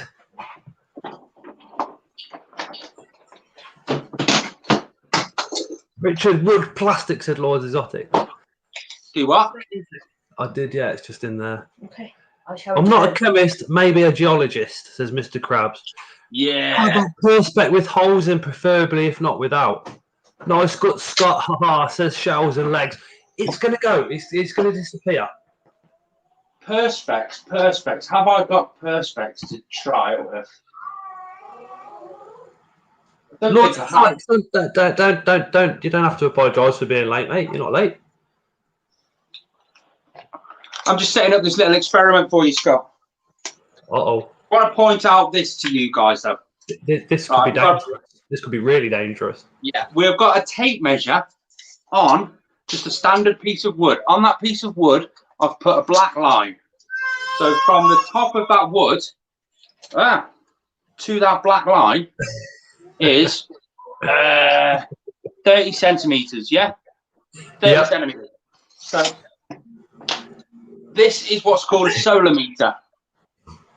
Oh, yes, Second City, definitely. That's a solar meter. It tells you how much UV is coming through whatever product you've got going. And we're going to put that on there so it's right on the black line. So the sensor is on the black line, okay? So this is measuring at 30 centimeters away. Hi, Happy Ann. Thank you so much, mate. If I can send that back to you, I'm going to. I don't have to have a look. I can't see if there's a... There you go. I've got a UV light on. Can anyone see the number? If What not, percentage is the UV light? I don't know. It's a coil light. That doesn't really matter, to be totally honest. It's just a coil. I think it's a 10.0. It's an Exoterra one. It's nothing massively special. So exactly 30 centimeters away from the lamp. I'll try and get the solar meter to the camera. There's the light on. So what's that showing? 0.6? Yeah, no, 0.6, 0.5, 0.7. Yeah, so that's 0. That anyway. Durgeon, stop. We need to have a little talk while you were smoking a cig. Northern says he always wears a pink T-shirt so he won't look pregnant. Who says that? They're causing trouble. Yeah, I bet they are. So, Oh, Lord, that's the channel moderators is a spanner. And then the little green signs, that's the channel members. Solar meters are damn expensive tools, proper for buying a big one. Richard's got, he has literally got all the kit, mate, to be fair. This might be easier. Just underneath it, just there. 4.2, 3. Well, that makes a perfect example just there. Piece of glass. Yeah, just a bog standard 2 or 3 mil piece of glass. Surely that can't make that much difference. So it's on the glass, directly underneath it. Wow. Nothing. Wow. And that is less than an inch away from the actual bulb itself. Now, right. Very interesting. I'll show you something else as well. The top of an Exoterra. Yep. Brand spanking new top, so there's no rust or anything on this top, okay? I'm going to have to balance it on my head.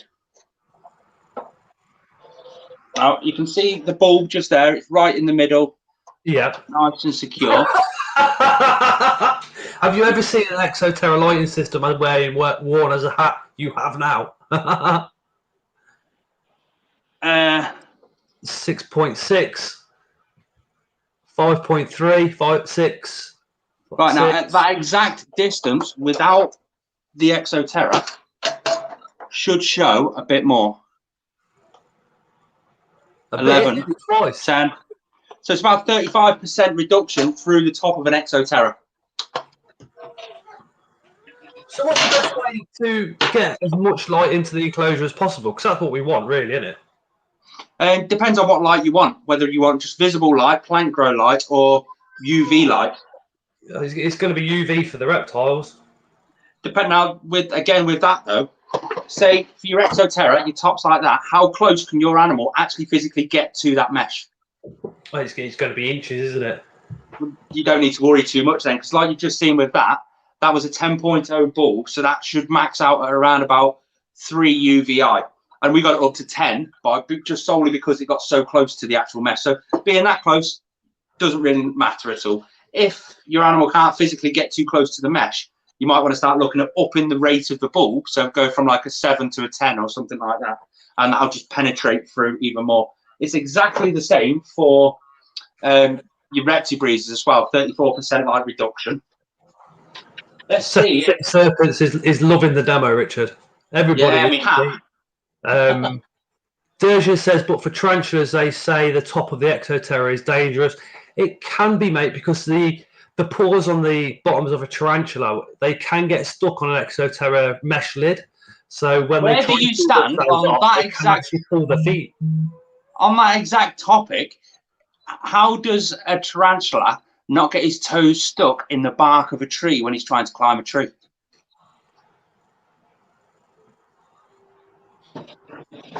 Oh. Because the bark is solid. Oh, and the mesh is flexible. No, because with mesh you can do this. You can go through it. With bark, you can't, can you? Good point. The bark's like this, so they do that like a rock climber would. Oh yeah. Whereas mesh lid, because it's got the holes in, they can get the pores and get stuck. And you can see them. I've done it very early on in my tarantula keeping type of thing. You'll see the tarantula there, literally by one paw dangling. That is such a heart pumping moment. It's like, oh my god. So yeah, be very careful with those mesh tops. My Bahimi says tarantula Ross got stuck 3 times in the space of a week, so I changed the mesh for glass. I've seen it changed for perspex, like Richard was just showing you. You can change the top of an Exoterra for perspex and then drill holes through the perspex. That's what I've done with that one up there. Well, I didn't drill holes. I just put 2 pieces together and meshed the inside piece because he physically can't get to that inside piece. And that worked perfectly fine. That's over the scorpion's enclosure now.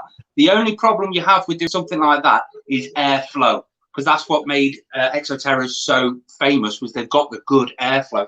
If you cut off the airflow, you're going to be reducing that, and it's going to be stagnant air. Stagnant air builds up microbiotics that are just bad for your animals. So to keep a nice airflow in there, a nice ratio between airflow, humidity, and safety, you'll be perfectly fine. Oh, night, Stacey. Shall we test this? Hey, Ross. What's that one? Arcadia's Lamp Guard Pro. Hi, Wesley. Yes. The reason I like to test this is because quite boldly on the front of the box, it says only 15% light reduction. Okay? So we'll keep that in mind. 15%. Did about Princess Rich? It's Professor Rich in class right now. There you go. A lot, especially with my morning geckos, the crested gecko we've got. There's about 3 or 4 people I go to. Richard's one of them.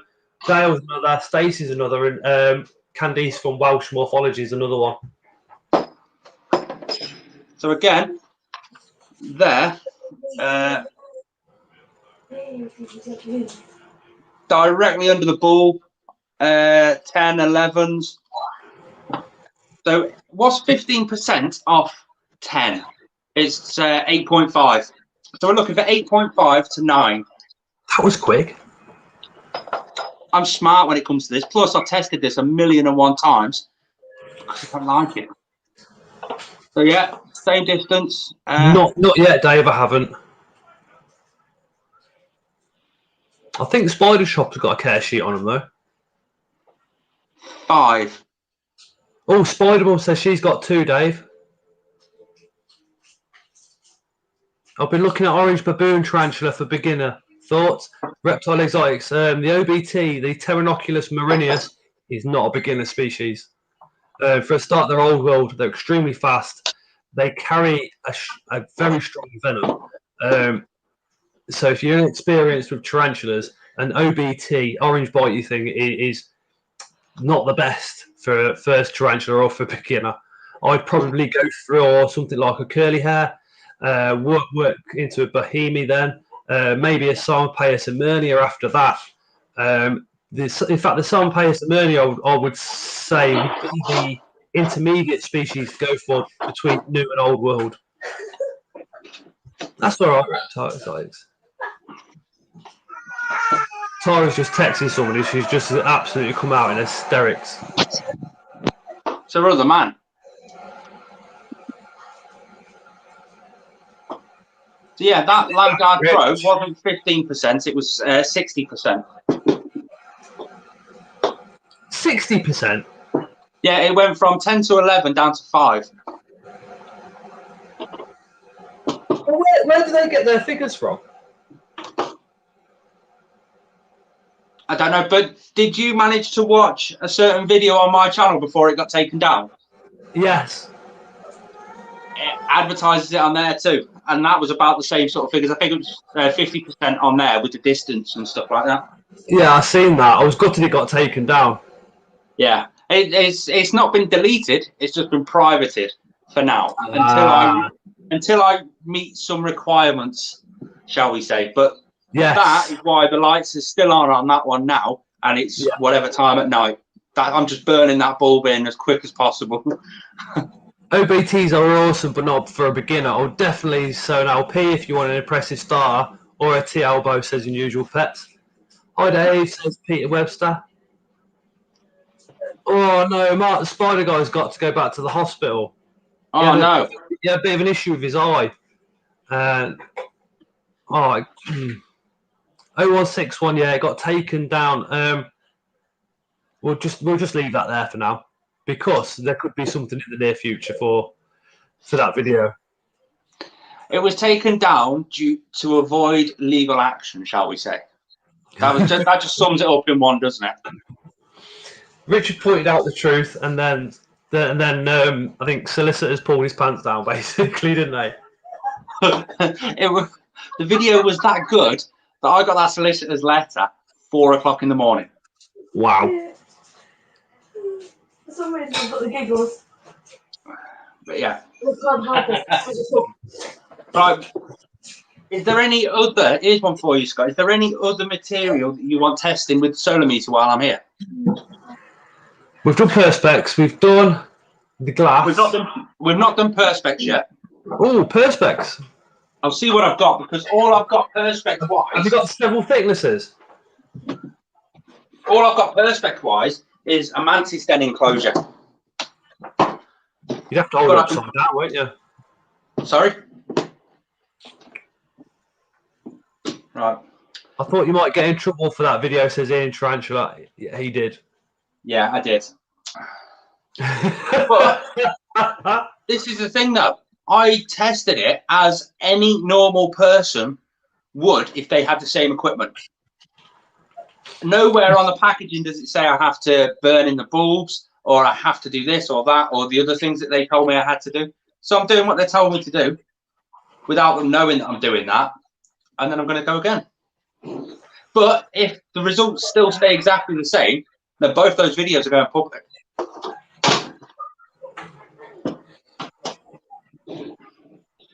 I don't know how we're going to do this. I'm going to lower the camera down.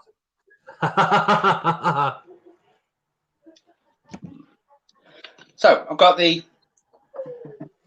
So it was 10 to 11 directly under the bulb, without a guard or without anything. Okay. So now here I've just laid the mantis den enclosure down on its side. It's a nice clean perspex. I've put it back on there. We'll check it again. I can't read it too well, so I'll pull it closer to the camera. Turn it on. Press the button. Can you? I can't read it either. Let's have a look. Oh God, nothing. 0.1. Really? Yeah. Can you see it now? So what we're looking at then is if you're going to have UV on top of a tank enclosure, then it's going to have to be mesh. Now, there is various different grades of glass that you can use where UV does pass through it. And they're the sort of, you're paying the money for them. They're sort of the ones that you get on big nursery. Do you know when you see like a big nursery where they're growing all the plants and they've got that one pane of glass? It's always plastic, but they've got that one pane of glass. That one pane of glass is the one that's letting through UV. But this blew my mind because I wanted to get a white tree frog greenhouse. Well, the UV wasn't getting in. So you'll have to change up a few of the panes and stuff like that. But Perspex on top of an enclosure won't work to allow UV to go through. Same with glass. Doesn't work. Dale says we need to do a riot over this, Richard. What? City Serpent says, does the UVB bounce back into the enclosure or is it just lost? It's reflected back into the dome itself. So this is a standard canopy. It's a 60 wide one. See you later, Mr. Krabs. Underneath it, you've got the bulb and the reflector. So it just goes into there. It just UV fills that area. That's it.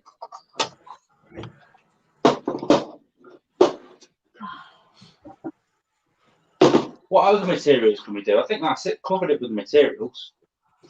But yeah, again with the Exoterras, that was about 35% light reduction. But if you've got it in a high humid environment and it's an old Exoterra, the tops tend to rust. The more those holes close up, the less light's going to get through. Just something to sort of keep in mind if your animal requires UV lighting.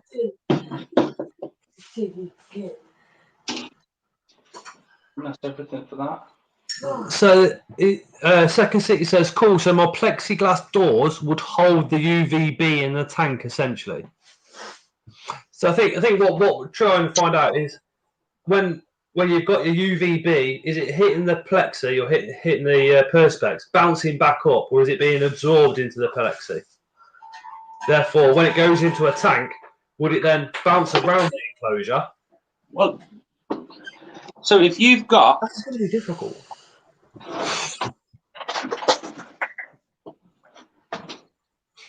A bog standard Exoterra, just like this. And you put... What? Is that a new one? It's a one that I had for quite a while that's got nothing in it. I've had it since Christmas. It's got a yet. If you've got a UV bulb inside there, if you've got like physical UV inside there and you've got plexiglass on the top, the UV will stay inside there. If you've got plexiglass on the top here and a UV bulb on the top, no UV will get into that enclosure. Hope that answered it. Always got to be awkward, he says. I think it's a case of if you had a Perspex enclosure with a UVB in the middle, would the light, the UVB, then come off and do this, bounce around the enclosure? Let's test it. How can you test it? I'll show you. I told you Rich is a flipping genius. Scott, what does the missus think about all the spiders? That is a very long story. So, Lords, we had two spiders to start with. Then I got another two from KBN Reptiles in Coventry, and she was like, no more. And then we got a mystery box. We ended up with about 10. Then we ended up with 20. And every time it got to 20 or 30, she kept saying, no more, no more, no more. Now we're at around 160, 170 mark. She's just gave up. So we've got the plexiglass enclosure, just a bog standard one. The lid is sticking up, so we've got the big hole there. If you put nothing there and the UV light on top of there, the UV will go into that enclosure and stay in that enclosure. Yeah. Is that what he was referring to? He wanted to know if the UVB would actually bounce around the inside. Oh, it would just stay in the inside and just bounce around the inside. It will not come out of the plexiglass. Have you seen what Anton's just commented? No. Anton's who you've just been chatting to on Facebook. Oh, is it? What's he say? He says, does Richard want a GTP? Another GTP. Another. Well, I am in the market for one, for sure. I can't wait to show him the pictures of the enclosure, though. But as Scott will know, I am a bit nervous about that enclosure because it is turning the heating for GTPs on the head a little bit. Or it's more, I would say it suggests it's more pushing it in the future direction. That's going to be nice. It's going to be nice. Well, it's going to be epic. Peter wants one. Yeah, but Anton, Peter Webster says he wants a GTP in his life ASAP. Peter Webster on Facebook's the same name, mate. Drop him a message. I'll put that back over there. Yeah.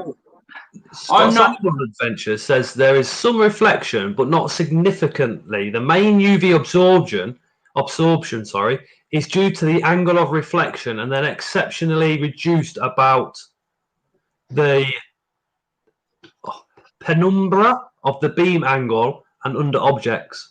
That's just gone straight over my head, to be honest. Basically, it means your UV is going to go in, but it's not absorbed too much by the plexiglass itself. It's more absorbed and just reflected off in different wavelengths, because it'll say it's coming down off a UV lamp in a wavelength like this. By the time it hits, say, a rock, it will get deflected off in a slightly different wavelength, but it'll also get absorbed into that rock, and it'll also get deflected off that rock. Same with mosses and plants and stuff. It gets absorbed and deflected in totally different wavelengths of light. Second City Serpent says, gotta love a keeper who pushes better welfare standards. Massive respect, Richard. Yeah, but that GTP one's going to be I am really nervous about that, to be fair. Tarantula Ross says, guys, off topic. We promised my daughter a snake after she had to have a blood test. I'm thinking either a hognose or a corn snake. Which of the two... It's just gone off screen, do apologise. Which of the two would you recommend? Out of hognose and corn snake, I think it's probably better off talking to Richard than myself on that one. It all depends, because, again, if you watch my last video, you'll know that it doesn't matter which snake you go for. You just have to do your research on both different species. If it's going to be for your daughter, you have to keep in mind that the hognose is rear-fang venomous, and your daughter will have fingers small enough for those rear fangs to actually physically get to. So there's going to be effects there. Legally, because it is venomous, you can actually have it. So that's because it's rear fang venomous. It's literally got to swallow you before the venom will get introduced into your system. The venom is not deadly venom, but if you do have other problems within your health, then the venom will affect everybody differently. Sometimes you might get swelling, some whatever. A corn snake, there is no real problems with a corn snake. You can work with a corn snake. You can tame a corn snake down. You can get them as tiny little worms or all the way up to full adults. There's loads of corn snakes in reptile rescue centres, but the hognose are super cute. You can get corn. They are super cute. But corn snakes, you can get them in pretty much any colour. Hognose, you can. There's only a few different variations of a hognose that you can physically easily get. It all just depends on what your daughter falls in love with and what you can accommodate for that specific species. Like I said, if your daughter's going to be handling it, it might be better to go for a corn snake. If your daughter's not going to be handling it, but she just wants to look at it and say, oh, look at how cute it is, then a hognose is a good snake. All depends on what you want. Hognose are rear fang, but not likely to bite, and loads of fun. Yeah. Only two species of RFV snakes are DWA, the bloom slang and the African vine twig snake. Yeah. Corn snakes are better, much better as a bomb-proof starter and not picky at all. Also, a lot more docile. Docile? You tell Nangini he's docile. It's nowhere near docile corn snake. My God, he is out and about looking for ways to get out of that enclosure every second of every day. That sounds like my Royal Python. Did you see the TikTok video I done on him trying to escape? Yeah, that was brilliant. Was that 190 some odd thousand views on that one? That's insane. It's mental. I got 171,000 views on a plant TikTok one that I've done as well. I was like, what? That is insane. It took me 3 seconds to make that video, and it got near. Well, it went viral. 200,000 views, and I'm sat there thinking, what? I can spend 2 months building that enclosure there, and it get 1,000 views. I can do 2 seconds on a TikTok video and it goes viral. Mental. Lizzie says could do a milk snake even. Corns are so cute and they're amazing, says Ellie. Another thing with hognose is when they play dead. You ever seen a hognose play dead? First time it happened to me, it scared the living crap out of me. Lord's Exotic. So, Richard, what's going in your new big bioactive enclosure? Let's have a little sneaky peek. That didn't go well. Right. This is a sneak peek because nobody on my channel has actually seen this yet. How many viewers have we got, Scott? 28 at the moment. Okay, so yeah. That is the enclosure just there. Nothing special. Now, obviously, there's no door on it at the moment. That's probably because the door's there. He says nothing special. Have you guys seen the setup video for that? It's very special. I love it. It's changed since plays dead when he upsets Tara. I do. I run. I don't play dead, mate. I'm hot on my heels. It has changed somewhat since that build video. I mean, we've added all the rocks in the bottom. They're from Snowdon. We added some moss in the bottom. Again, that's from Snowdon. All the plants are starting to grow and really like sort of point upwards a lot more. We've since changed the heat source and the UV lighting, but that's coming up in an upcoming video. Not my next video, the one after. It's already filmed and stuff like that, but I've just got to wait for the silicon to cure on that. Bye, Mark. Then a few other bits and bobs are changing on it, and we've had to change the thermostat. We've changed just loads of bits and pieces on it. It's looking awesome. Let's get the It's fucking amazing, says Lord. It's from a Chameleon, says Anton. We'll definitely give it a watch, says Second City Serpents. Mark the Spider Guy is off. His eye is absolutely watering, staring at the screen. Mark, thank you so much for joining, mate, and I really do hope your eye gets better, like ASAP. If you're off down the hospital again, drop us a message so I know you're all right, mate. Creepy. I can't wait to get that build finished. No, not me. Literally. I think there's 22,000 people can't wait for that to be finished. 22? You're on 23, aren't you? 23? I think it's 23 or 24 or I don't know. It's something around those lines. A lot. Yeah, a lot. But tomorrow, that'll be fixed. That'll be sorted. I have a problem with that door, though, because that glass is heavy and those hinges are tiny. I have a feeling that's going to be a problem, but we'll deal with that tomorrow. I'm not worrying about it today. Tony Tone says it's great how much time, care, and attention Richard puts into the care of his animals. That his setup are truly awesome. I can't wait till the animal gets in there. Durgeon says, by the way, the cloud sprinkler looks cool on top of it. Yeah. I see a misty system in there. They can give snakes RIS. Right, respiratory infection. CAMS one. Lord Exotic says, stop avoiding the question, Richard. What's going in it? You'll find out. Not my next video. My next video is coming out tomorrow. That's a feeding all my animals. The one after that, destroying my chameleon's enclosure. You'll find out at the end of that video. Oh. The animal's physically not going to be put in there because that animal's still in quarantine. It's not in quarantine here because I've got too many animals in every room. That animal's still in quarantine. So as soon as he comes out of quarantine, we'll be able to bring him home. Russell says, will Mushu still be getting an upgrade, Richards? Seeing that the Repti is no longer for him. Who said the Repti's not for him?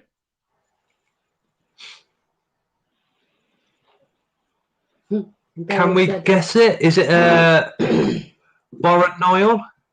What? He's putting Pokemon cards in there, strange man, says Dale. That's the perfect place to keep my beer cold. Baranoil. BARONIAL. He corrected it afterwards. Oh, Abronia? Abronia. Abronia. No, it's not an Abronia. If I had an Abronia, there's not that many of them in the UK. Not that many black-bearded at lizard. all. Peter Webster's guessing at a chameleon. GJA Exotics, is your GTP going in there? No effort. Ask Richard how his experiment with the UV lighting is going. Oh, no effort. You've just missed Richard's massive experiment with UV lighting. He's gonna do it We've just again. done a big experiment live. No effort. You're going to have to just scroll back by about half an hour on this video and you'll see it. I just want to put a little message. Who's the GTP breeder? What's his name? Anton in the chat. Yeah, Anton in the chat. He's just sent me a message. That species is correct, and yes, it is being removed. He likes to stay a little bit quiet on Facebook of what he gets up to. Well, he as soon as he messaged me, just guessed it straight away. And but he was giving me a few hints as well, which is well worth it because, yeah, he's got a bit more knowledge with that species than me, so it's always good to have that knowledge. The babies are like so simple but so effective. That's it. They are. Yeah, I've seen some of his animals. They're just beautiful, aren't they? I love the fact with some of his animals, they go through the colour change. It just looks absolutely beautiful as babies, and then when they're older, you generally don't know what they're going to look like when they're older, but they're just mind blowing. Aren't they all just generally green though? Even if they start off red, yellow. There's different localities, and now there's a lot more captive bred. People are mixing localities together and stuff like that. The GTP that I'm getting is not a specific locality. My one's a Bayak cross Sarong. So it's a animal from Bayak, from the island of Bayak, and one from Sarong, which is a village on the mainland. And they basically crossed them, and that made out my one. So it's a designer. No, not really. I think it was just somebody had two and he paired them. This is one of those offsprings, but it still looks beautiful, absolutely beautiful. I don't think he's got his adult colours yet either. Oh, beautiful, isn't it? That is gorgeous. If you can see that, well, yeah, that is from the same person. I had to cover his name up for. That is beautiful. It's just that the price. That's it. They are is just astronomically expensive. Hey, but Gary. You know what? The weirdest thing is the price of them is really expensive for a. Yeah, right. I'm going to say a generic one, a basic locality one. But the thing with the GTP community, the green tree python community, is they are very, very. What's the word? They're very pro captive bred. So nearly everything is captive bred. You do get the odd one come in as an adult that's wild caught and that's for projects and stuff. Yeah, look at how beautiful it is. Same person. Look at that. Oh, neonates. They're just beautiful. They're absolutely beautiful. Gorgeous. Do you like how the camera focuses in on that and then distorts me in the background? You look like an Oompa Loompa. Thick. Yeah, I'm tempted on removing that misting system because I did have a drip system in there, but the animal that's going in there doesn't need it. But I kept the misting nozzle there solely for the plants. Did somebody say drip? Oh, Second City Serpents has just done is that super chat? A super chat of $1.99. Stop it. Oh, what's our dream animals? I've got a few. What's yours, Scott? One of mine is what you've just been talking about. Happens to be a GTP. Mainly thanks down to Anton in the chat, who literally will send me GTP pictures on a daily basis. Beautiful. I'm desperate for, but I can't afford it just yet. Is Densius species white. How much do they go for? You're looking at hundreds, literally, because I don't want a sling. I'd want a large juvie upwards because they've got much better chance of survival rate.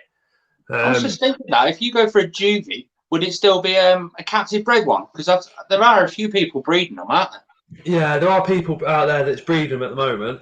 I've seen a mature. I think Hadley at Fantastic Tarantulas is selling a mature male. If anybody's after one. at the moment. Is it already paired? Yes. Ian Tarantula says his local reptile shop has a breeding pair of blue tree monitors. Ooh.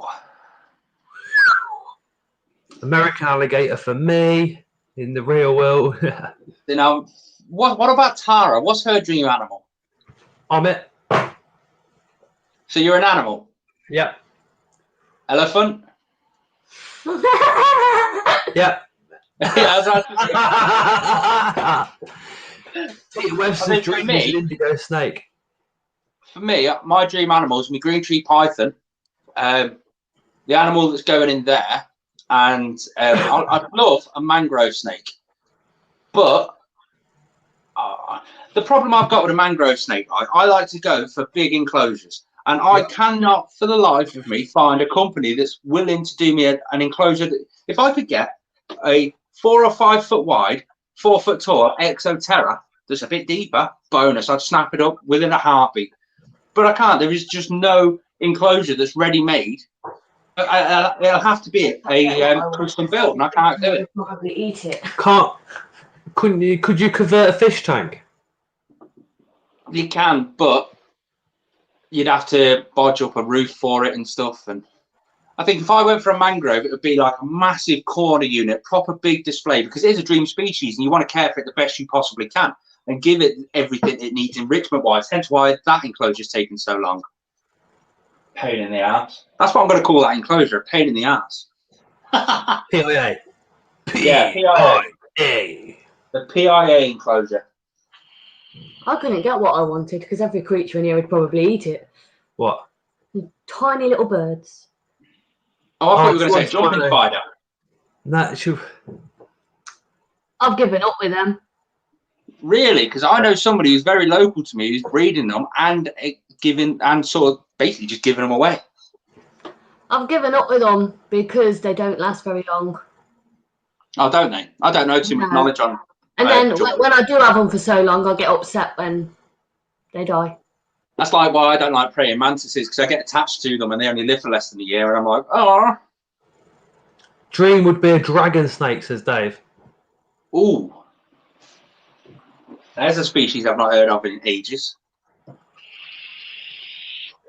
I don't know what, considering I'm more of a lizard guy, all my dream species are snakes.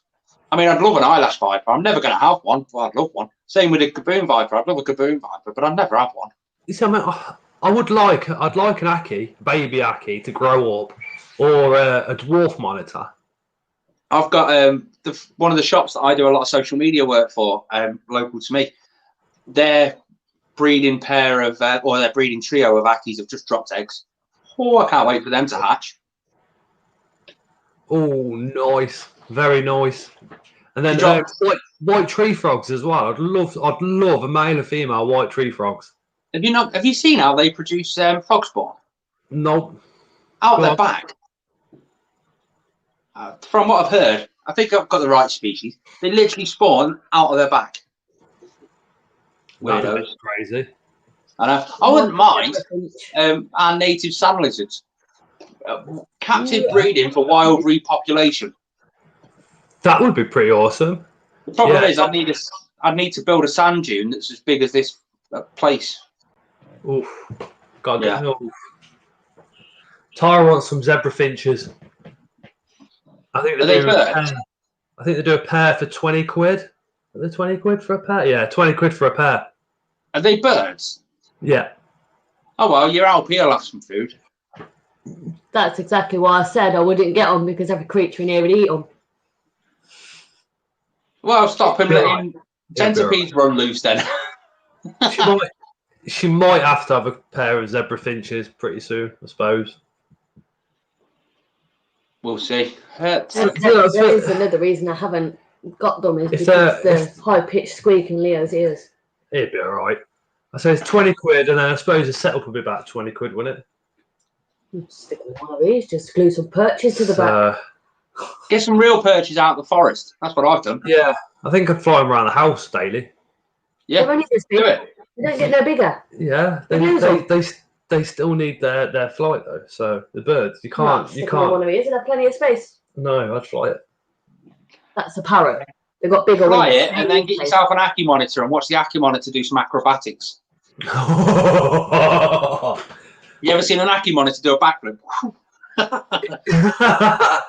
Tell Scott to look into Thrive Corner, the variant glass tanks. Is that a like glass tank company? There's a few companies out there that are. Do you know what? I'll tell you one thing. That Tropical Factory UK, their glass enclosures, they're quite cool. I like them, but they're not big. They're not big enough for like mangroves and stuff. Oh, for mangrove, PVC unit 3 foot by 3 foot. He's just messaged me. I've just seen it. Hurt Tech. See, now it's okay for like sterile enclosures, sort of sterile setup, but I'd want to go fully bioactive, and I'd want something like 4 foot wide at the minimum. Just, those snakes get 6 foot long. That'd be alright for birds. I'm gonna go get dressed. Oh, look at that. Can you let me go for a fag first? Yeah. Don't take the Go to shop first. You can bring me back more Red Bull. Don't take the mickey out of Richard, because I never do. We're going to come up with a. You don't need to go to shop. Come to mine. I've got one for you. Wouldn't it be strange as anything if she opened the door and then just popped up here? Hi, Scott. I'll be careful if I were you, Scott. This is exactly the same as the man normally going out for milk and never coming back. I know. Stick a tracker on it. Peter West says, I had a pair of white tree frogs, and when someone got in my shed, let them free, found them frozen, hugging each other. I remember that. Was that Peter? Yeah, somebody broke into his I remember shed. that. Now he's got cameras up everywhere, security system to high heaven. But it's the same with my place here as well, isn't it? I had someone break in and deal with Hugo and let all the animals out. Now I'm surrounded by cameras. I mean, I've got 4 in the reptile room at the minute, just sat there watching us. Anyone breaking in? Yeah, I think if you've got animals, the best thing is to have some sort of security system. Here, I'm a very light sleeper, and I'm not even joking. I will come down with everything that I've got upstairs, and I will drag that person upstairs and do whatever I feel like. We've also got. I would sleeper because you know I'm protecting my family as well as the animals. Do you know what I mean? So I would go. By the way, he thought of the animals first, and then he just wanted to take them upstairs. Yeah.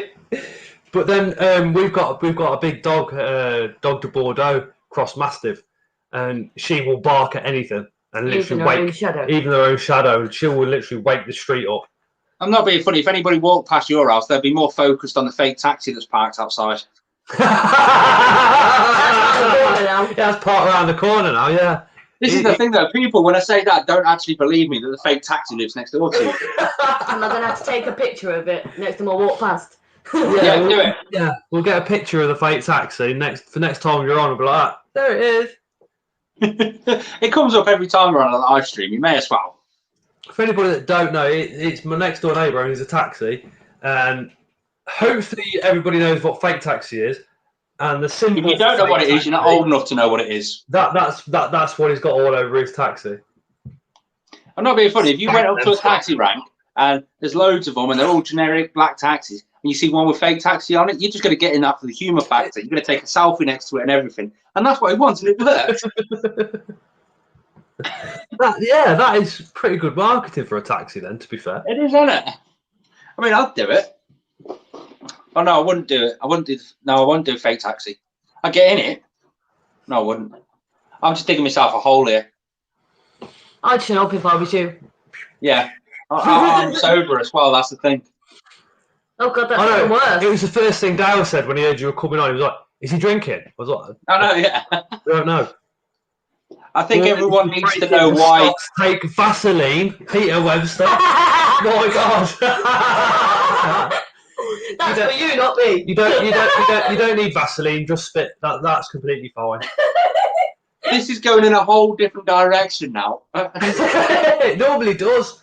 Right, I'm going to go for a Siggy. I'll leave you in the capable hands of the He's being careful of what he says now. No, I'm the better you're half. far from it. I'm far from it. Because you're an ass. I think Scott's the better half because he's twice Don't the get age. your ass off that twice chair the then, because mine's feeling a bit heavy.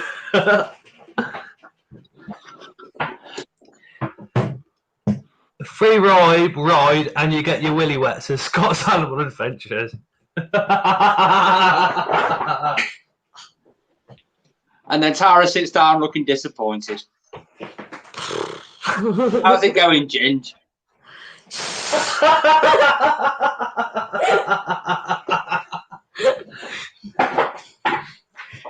Love you, really. See, that's why Scott needs to take up e-cig smoking, because it's easier. You can just do it while you're on the stream. I won't let him do it in the house. It makes me sick. It smells Does great. it? Yeah. What about if it's mango monster flavour? It's awesome. I'm in love with it. That's why I'm on it so much. That's my excuse. I want more house plants to go in my reptile room, but I don't know what to get. I don't think I've got room, to be fair. I don't know. You know what Scott does? Just What? buy it and then make room afterwards. No, because that's what I've done with all of them, but they just keep growing and growing and growing. I mean, you should see my table now. I've got 5 plants on the 1, 2, 3, 4, 5, 6 plants on the table. I've water propagating a load more there. My window ledge is full. I've got that one there, that one there, that one there. And then behind you, I've got another plant rack, and that's just in the reptile room, plus all the plants that are inside all of the enclosures.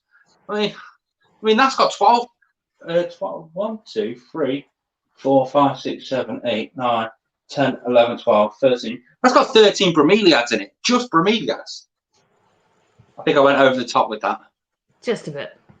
But in all fairness, it's a sturdy plant, so the animal that's going in there won't be able to kill it off too easy. He probably still will, but he won't be able to do it too easy. Oh, bring! Who's messaging you? Who? I reckon we should phone people on your phone and let me talk to them. It's pointless because everybody I talk to is already on the stream. They're watching and in the chat. Oh, am I making a fool out of myself? Just a bit. Just a bit. I'm sober as well. See you later, Mikey. Oh, Peter's vaping lemon meringue. I want a lemon meringue cake. How cool would that be? Don't talk about cake. Why is everyone, all of us, going to talk about cake? Because you're on the stream. Every time you come on, we always talk about cake. I know, but I need to stop eating. You know, today I sat down, in the only pair of trousers I've got that fit me. And as I sat down, they ripped.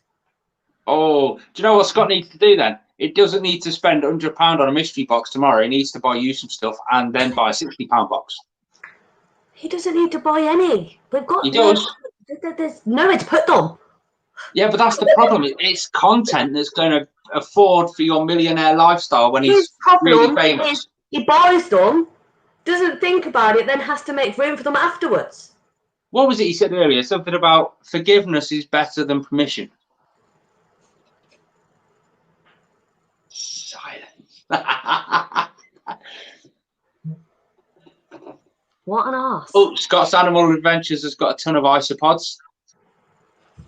I have to keep harvesting isopods out of my scorpions enclosure. There's just so many in there, but it's okay because that's taking them all at the minute. Oh, I think I turned it off then. Where's everyone's talking about cake. Ask Scott, he's got a lemon meringue cake up his t-shirt. One in each peck. Yeah. I wondered where my stash has been going. Oh, your stash of cake? Yeah. Oh, that's not fair. I want cake. I'm dying for cake now. I'll tell you, just lately, that's all I do. I get bored, I eat cake. I get pissed off, I eat cake. I'm miserable, I eat cake. Just do what I do. Just don't have food in the house. The only food I've got in the house now is apples and oranges. I hate myself for it, but I've got them. I sat down and had 5 bags of hula hoops earlier. I do that. My biggest problem is when I have my lad sleep over, he normally sleeps over at mine Sunday through to Monday so I can take him to school. So Yeah. I have to buy like multi-packs of stuff for his packed lunch. So he has like 1 pack of crisps out of a multi-pack of 6. So I've got to eat the rest, haven't I? That's my excuse. That's your excuse and you're sticking to it. Yep, that's why I'm fat.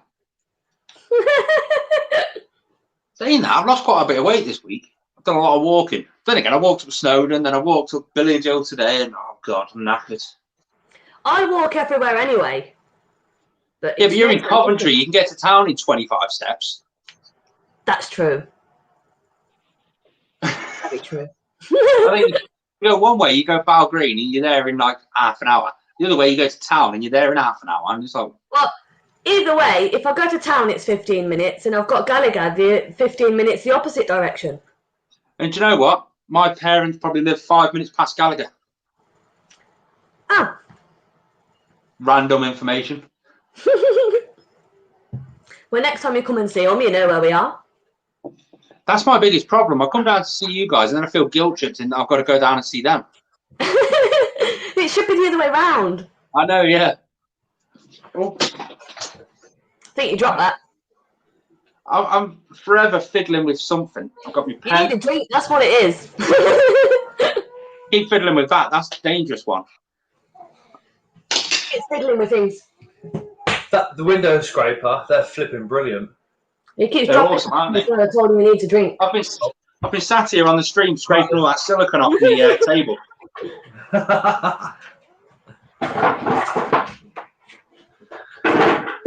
She's saying she's going to the shop to buy us some cake. Ooh. I'm going to buy me some cake. I'm not a massive fan of cake. Not stuff that you get from the shop. I bet you'll come back and it'll be ginger. Latest, Peter. I'm dyeing my hair tomorrow. Ooh, lemon meringue pie. Now you're talking. Even more Yeah, ginger. everyone's been on about lemon meringue, and I'm like, I want cake. I want cake. They always start talking about cake when I come on, though. Yeah, but she said you've got 2 lemon meringue pies underneath your pecs. No, he said that. The cheeky basket. I said that's where my stash has been going. Under up his top. You got some jam on your face, says Michael. I like jam donuts. Now you're talking. Ah, jammy dodgers. Space cake, says shells and legs. Oh, maybe a few years ago. Derja says space cake is very relaxing. Again, maybe 5 or 6 years ago. Oh, I wonder if anybody would like to come on the stream with us to take the mickey out of Scott. Actually, Yeah. Bailey's Bug Blogs asked me earlier because he set his camera up and he's a channel member. So No. I'm going to give him the link. Yeah, send him the link. Now. But I'm going to go shop. There's a few people in the chat that is good on. Let's have a look. I'll still be in the chat. See you later, Taylor. See you later, Michael. See you in 10. Who did you say is coming on? Bailey's Bug Blogs. Bailey's Bug Blog. Woo!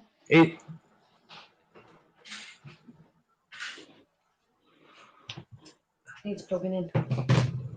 Just think, Scott. Do you know what I've just thought? Did it hurt? My big morning gecko enclosure. Do you remember what that enclosure looked like 6 months ago? Yes. I've done some distance, that enclosure, hasn't it? Oh.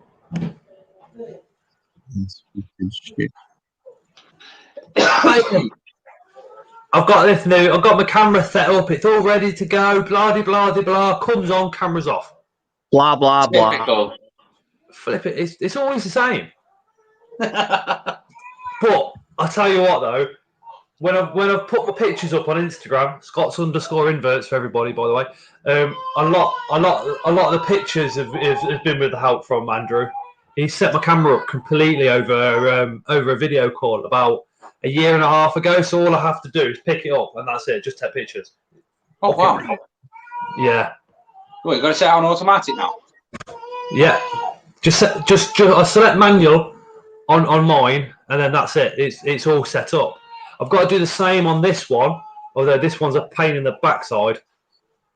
There he is. He's old. He's bald, but he's got a beard. He looks like a young version of Andrew Smith. He's got the Scott's inverts big fat nose going on, hasn't he? Oh, are you jealous that he's got a tash? Check that out. He's in the red room. He's got the lights on and everything. He's going to take us into his dungeon. He's in the naughty room, not the spider room. Look at all that red. Ooh. Have I actually got audio here? Looks like Amsterdam. I haven't got audio. You're just a little bit quiet. Oh, Remember, you're on YouTube, so you got to shout and go, "Hey!" so when this is working. And then he just goes quiet. You are joking me. I can hear you. We can hear you. Right. I do not. It's weird. I've never set up the audio stuff before on this. No, you don't have to. You just turn it on. It's so much for joining. I'm faffing. Faffing. That's such an English word, isn't it? I'm faffing. Faff for armour. The two most English things, I think, are faffing and the argument about batches. Oh, they're not batches. You're from Coventry, so of course it's a batch. You can't even deny that. I've been away from Coventry for 15 years. I'm now classed as a plastic scouser.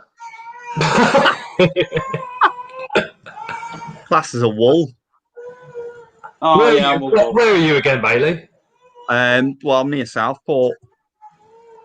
Oh, so you're more of a wool than me then? Yeah, big time. You used to get it all the time. You used to get. He sounds more Scouse than me, but he's still a wool. Yeah. Well, I live just on the border. I live a little village, and the next village is Merseyside, basically. But so does that mean you're in Formby? No. Oh God, I'm not rich. No. I was going to say that's sort of my place. That is. I want to go there. He's the only import keeper in the village. I'm trying to work this out. So white. I'm going to work this out. So you're 8. Christ, in a previous life. Yeah. Oh, the baby's kicking off. You just check on the audio, gents. Do you get like feedback from any of mine? Like, can you hear what else is going on? Oh, I can't hear it myself, if you know what I mean. I can't hear how it works. You won't hear yourself. You just talk. Yeah, I'm used to going on Crax's stream and just putting my headphones on. Like a bloody idiot DJ doing it all the time. Yeah, happy days, it works anyway. Oh, mint, yeah. Yeah, nice one, lads, anyway. Good to see you. Yeah, press the button and it comes on. We'll take that. I'll take that any day of the week. So yeah, happy days. But it's from Southport. They've only just got Wi-Fi. He's only just got gas in the village. And that's only when he's been down the pub and had a curry. Mint. There's no pubs in Southport. They're all old people's homes now. Oh, it's they've started doing a lot of micro pubs and stuff like that. You know, all micro bars, like, pretty good. A place called a Beer Shop's nice. That's really good. Whereabouts is that?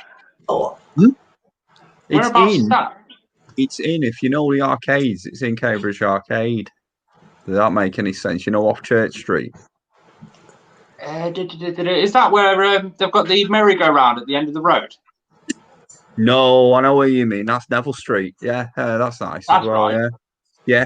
And there's two. There's the beer shop, which is in Cambridge Arcade.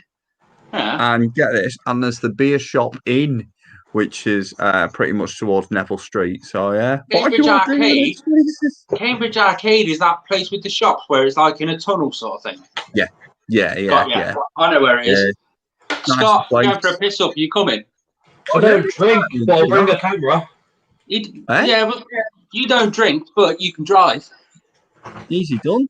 Happy days. I am normally the driver with the camera. There you go. Don't vlog us while we're drunk. What else have we got? What are you doing with them tweezers we've got here? Fun and games.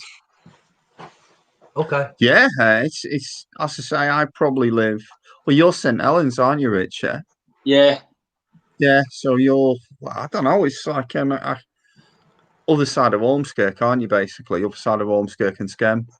Yeah. Yeah, That must mean your Burscough area then. Yeah, pretty much. Yeah, about 5 miles out of Burscough. Yeah, There you go. back in the net. Yeah, happy days. Cool. I didn't know that because I used to date a girl in Burscough. Durgeon says all the pubs are closed or are they already open in I the know UK? No, they're Beer open. gardens are open. The actual pubs are. You're not allowed to buy a pint inside a pub. You have to do table service only or order online, isn't it? I don't know. I've not been to the pub yet. I don't need to. Yeah, they've had loads of fun and games with that as well. Like so what people are doing, it's something like it's a limit of 6 individuals or something like that. But people are just booking. Anyone was going to do it anyway, but they're just booking the tables in bulk, if you know what I mean. So Yeah. it's not it's not working really because people have been itching for a beer and they've all sort of kicking off kind of thing. So. To be fair, you should see it around mine. Half the places have shut down now. They just shut down over lockdown. So there's probably 2 or 3 places open. I mean, and the ones that are open don't have beer gardens, so they can't open. I don't drink, I don't go to the pub, but the only thing I've noticed is the police sirens have been a lot more active in Coventry at night time. Well, that's because they're not dogging anymore. Yeah, exactly. That's what they've been doing for the last year. It's Coventry. What do you expect? There's 2 things near us. There's 2 of these little micro pubs have opened up for to be people's retirement funds or whatever, and it's just a nightmare. Like they opened in January, and then COVID hit, and that was it. Boom. Yeah. Game over. There's a micro pub in Rugby. It's like this big. It's like they are, aren't they? Yeah. Well, what's the point? Yeah. I like it. Where did I go the other day? Widnes. And they're basically just taken over the town centre with tables and chairs. So you can go in the pubs, buy your beer, come out onto one of these tables and chairs. Yeah. And it's a bit like, you know where the fountain is in the middle of Coventry town? Yeah. Imagine that whole area, just tables and chairs. That's what it is in Widnes. Just where the fountain is, it's all changing now. There's all what features in, changed all the pavements, everything. Yeah, it's still ongoing. They reckon they'll be done by May. I've not been into Coventry town for years. I've not been for ages, long time. Get as far as like Solihull, something like that. Flipping it. Oh, we need to go to where's Unusual Pets located? Wales. Oh, whereabouts? North or south? He's gone. South. Oh, Scott's video's gone. Yeah, he's gone. Oh, give me a second. It might be the battery. This is what happens when you give Scott technology. So what animals have you got then, Bailey? It's mainly, it's just inverts I've got. I sort of like me. Main thing I like are like true spiders and stuff like that. I've got a couple of. I started back up again about 3 years ago. I was always into stuff like this, and started getting the setups again and stuff like that. Cool, enjoying. I need to sort some out because I've got too many inverts now. Or no, I've got just enough. I don't want any more. I can't have any more. I've got too many now. If I have any more inverts, then it's going to be more of an invert room than an actual reptile room. You see, I love reptiles, the race, and I get it, but it's just the specific requirements. The only thing. The trickiest thing is with some of my inverts is they might need. I've got some, you can't see, but I've got some sort of desert species which I run like a heat cable for. But everything that you just keep like you sort of keep what you call like a latent heat or something, latent temperature. Yeah. That makes sense. Yeah. Whereas you've got all your UV and everything set up, haven't you, bud? So. Yeah. I wonder if tarantulas will benefit in any way, shape, or form from UV. Yeah. Now, I've often thought that. I've gone into detail with this with the guys at Reptile Systems because I'm quite close with all of them. Yeah. And their response was something that I live by now. If the animal has access to the sun in the wild, it then also has a defense against the rays and a need for the rays. So you'll see like the males, they'll go out in the middle of the day quite happily. Swimming around trying to find their males. So they do have a defense against the extreme rays, but then they also have a need for it. Similar to like leopard geckos and mourning geckos, they calcify, they produce vitamin D3 solely because of the sun. Yeah, I'm with you. Yeah. It's something to look at. Like, I mean, because you've got stuff like got a lot of rainforest species, but you've got stuff like a Penophelma and stuff like that, which are all the American ones. Again, they're pure. You know what I mean? They're pure out in it. It's almost Sonoran desert, I think, isn't it? In the States. I think the problem with introducing UV to tarantulas in this day and age, from a YouTuber's voice, you're just going to get a lot of hate because people don't want to spend that much money on one tarantula that's probably only cost them £3 as a sling when they've possibly got 150 tarantulas as well, so they don't want to have to do it to all of them and stuff like that. Had an idea where you put in like a UV strip underneath the rack system to go down on all of them. That's a pretty good idea. I mean, these things here, I mean, they're clear lids, you see, so you could do that. Just whack one up there. Yeah. Were you on the stream around about an hour ago? Yeah, I've been. Yeah. Did you see our UV testing? I did. I was between faffing with the camera, but I did. Yeah. Interesting stuff. It was interesting. I mean, the normal plexiglass, the UV won't go through that, or it didn't with the plexiglass that I was using. Same with glass as well. UV didn't penetrate it, so you'd have to go for mesh on the top for it to penetrate. But then, if you do a mesh on the top of the enclosure, you just add in more risk as well. So it's a touchy one. Yeah, I get you. Yeah, it's a bit. I remember you were mentioning about rusting, and I know there's there's problems anyway with like tarantulas getting the hook stuck. But you're on about you were sort of mentioning that it rusts up and stuff like that, doesn't it? Yeah. Only the older exoterras rust up. Your screen and looking at the damn thing. Yeah. It's only the older exoterras that rust up because they're all made of stainless now, and they have been for about 3 or 4 years now. I mean that big old enclosure there that I got off stock, that's an old enclosure, but that's not rusted up either. So with keepers, like the older ones will be the ones which everyone's been picking up for about 10, 20 quid, won't they? You see? Yeah, that's it. But that's what I paid for that one. I've got rust up. Oh, see you later, 0161.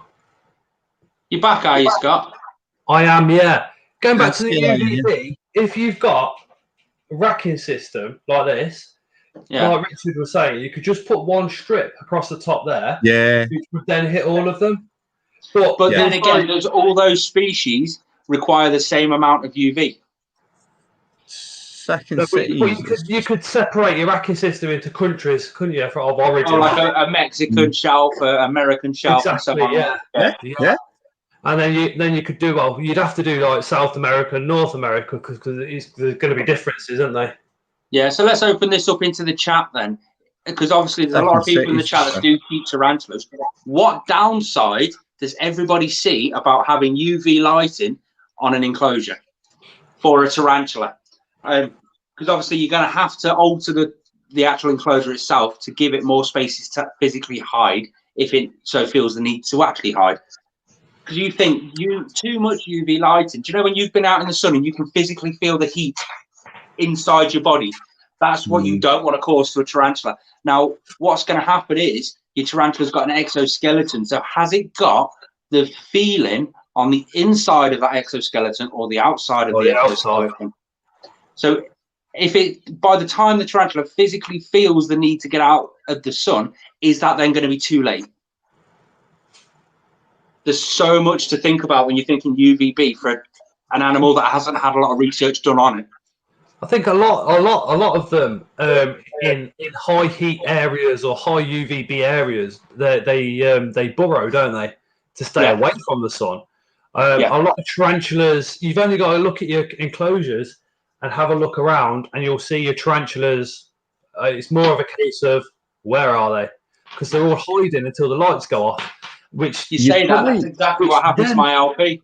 My LP was always out and about, but then I put a plant grow light over there, and then he was always hiding. Exactly. So my thoughts are, because they hide all the time. Natural behaviour, isn't it? Do they actually need it? Because they're always hiding. I mean, pokies come from like India, and you hardly ever see your pokies out and about until the lights go off, and then you see them there out hunting and all the rest of it. But let's spin that back around then to leopard geckos, because you never see them out and about through the day, but yet it has been scientifically proven that they benefit from UV because it helps their body synthesize vitamin D3, among other things as well. So, and like my leopard gecko under UV does come out and bat, not often. She may only be in the UV rays for 10 minutes every other day, but she has that massive need for it. But then you've also got the flip side of that UV light is being absorbed and deflected from all the materials that are inside that enclosure. So it's getting absorbed into the rock work that's in that enclosure. She'll come out and lay on that rock work just after lights off, and she'll obtain that energy through her stomach. It's opening up a massive can of worms within the tarantula hobby because there is no research done on it. Has anything like this come up on like arachno boards or anything like that? Do you know what I mean? I've not actually physically looked at that stuff. I haven't for ages, but that's where they talk a bit more shop, isn't it, kind of thing? You know what I mean? They go into that sort of stuff. Yeah. Durgeon says Sicarius are a special spider then. Yeah, sand spiders are very special. Very, very special. Oh, cheers. But again, is my Sicarius and my desert runner mantis. They're the ones. They've got heat. At the moment, I use heat cables for them. They're the ones which get the extra heat. Have you got the desert running mantis now? Yeah, it's very small. It's a little nymph. It's interesting. So yeah. And any chance of showing it on the camera? It's too small. You will not get it on this, unfortunately. But not your penis, the mantis. Cheeky bastard.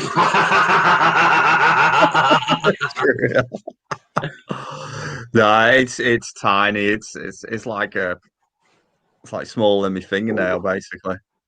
Moon over Miami says where he lives, it's 120 degrees in the summer, and we have tarantulas, but you don't see them until about 6 p.m. Yeah, so that's when the UV intensity is slowly dropping. Exactly, yeah. So it's just, again, that's just the same as leopard geckos. Afghanistan, Pakistan, the UV rating is extremely high, but you won't see them until they're a capustuan species. So we provide leopard geckos with a Ferguson Zone 1 UVI, which is a really, really low amount of UV. And that's to benefit that variant just there. You will never see a leopard gecko out in the middle of the day, in the middle of the heat. But you will if you provide them with a lower UV. No, maybe. Do they get any UVB from the UVB that's deflected from the moon at night time? No, because there is no UV light deflected from them. Oh, actually, because we only see the moon because it's reflecting off the sun. Exactly, because that's what lights up on night time, isn't it? Because if the moon weren't there, it'd be pitch black. We can test it. I'm just going to go and check if the moon's out. Oh, you're going to do your test on it? We can see if the moon's out here. It's UVB. I've got my solar meter. If the UV is out, if the moon is out bright, then I can test it. Because you've got to think, we've also got stuff like street lights and stuff like that, which obviously they don't permit any UV lighting, and that is unnatural for various other species. Let me just go and check the moon. Creepy and crawly. Reading something about jumping spiders doing well with UV for mating. And then Second City Serpent says, what do you guys think to a 2% bulb as a starting point? You can't go wrong. It's very interesting, but at the same time... if you put a 2% bulb over the top of an exoterra and it's 30 centimetres away from the actual animal, at 30 centimetres, there is no UV actually getting to that animal. Remember the deflection between the actual mesh itself? At 30 centimetres, there is no UV. So if you can get that animal to 10 centimetres away from the UV with the mesh in the middle, it gets a small amount. Echo. Turn lights white. Leah says she's got 3% UV bulb on her leopard geckos. We've got 7% on ours. That's a lot. Well, the thing is, what only are things to do would be flipping convincing people to do it, because a lot of tarantulas are like my first pet for people. You know what I mean? That's right, but changes start somewhere, though, don't they? Changes do start somewhere, and it can take, as you know yourself, with some issues, it can take 10s or 20 of years before things actually change. I'm thinking. Well, even more than that, it took 34 years for for people to start looking at leopard geckos. Right, I'm going to try and figure out how to turn this camera around. You pass over a knife. Ah, At least Dale called me Walter White before, because some people have called me bloody Phil Collins. right, are we ready?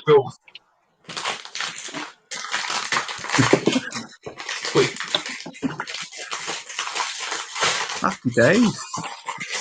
Right, moon is up there. Solar meter, nothing. Right, okay. Further out. It's not, isn't it? But what's the cloud coverage like? 0.1. Sorry? 0.1. See the moon in the window, yeah. Yeah, 0.1. So there is something. Yeah, there is something there. Now, I wonder if that... Hold on, I'm going to... There we go. I wonder if that's going to be different. What's the cloud coverage like? There is no clouds.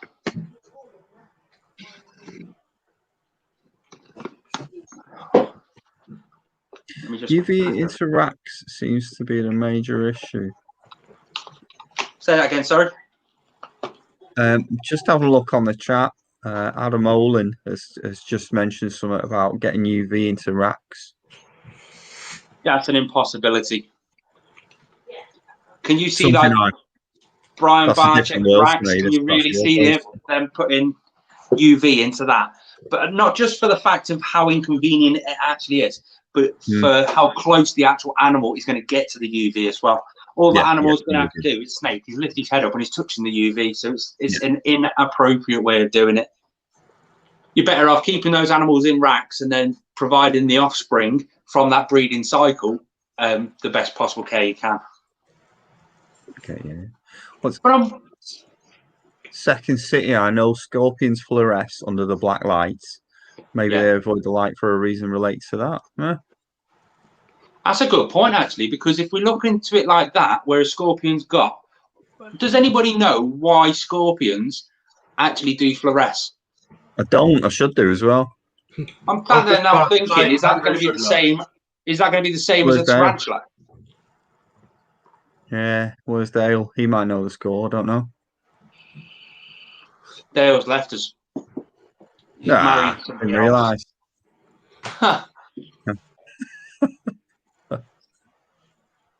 Let's get the old. You know what? Let's get the old. Let's see what Wikipedia says. It's interesting playing around with the solar meter. Why do scorpions fluoresce? Oh, Google it. Ask Siri. Yeah. I've turned Andrew's lights off with Echo before now. Don't do that because it'd happen as well.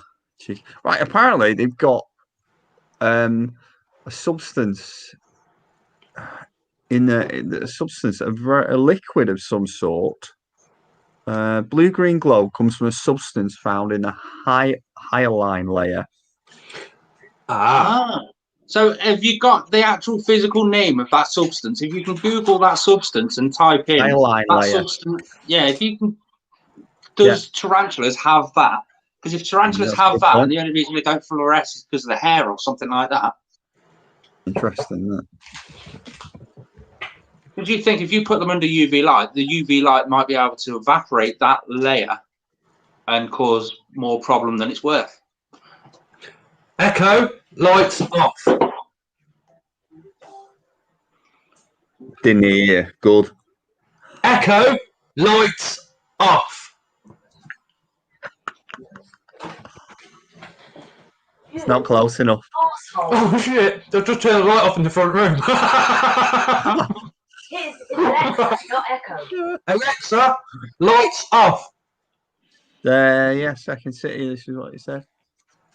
Chemical in the exoskeleton. Echo, lights on. I'll turn my own lights off. Do it then with a fresh malt. I was just about to do Noah's butt as well. It doesn't say anything about tarantulas. It doesn't say out about tarantulas, but it says that sea urchins have it apparently as well. Oh yeah. That's So then again, that must mean. So I want to know then, why have scorpions evolved in a way to have that in their system, Yeah. but tarantulas in the same location haven't? It's If weird, there's isn't it? difference there in the same location, then it can't affect or deflect from the actual sun rays because they both need the same. So presumably, I mean, like the common ancestor thing. Presumably, scorpions and tarantulas had like crawled out of the sea in their own way. You know what I mean? Yeah. For anybody watching that's wondering about what we're talking about, scorpions go like that under UV light. In the exoskeleton. That's Anton. Is that under UV light? Mint. Yeah, my scorpion's not out, so I can't show. Molecules in the exoskeleton absorb and readmit. Cool. As if I weren't going to show that one, Anton. Oh, that's one. Vision related. Is it vision related? It's just, someone's just mentioned that it could be. They're just asking like. Have you heard? There's a spider. It's called a white wolf spider. I don't know if it's Namib Desert or if it's American. It is a wolf spider basically, and that apparently navigates by the moon. Oh really? Mm. Does that mean it sort of goes around in circles all day? It's weird. It covers a massive. It covers a massive area and then finds its burrow.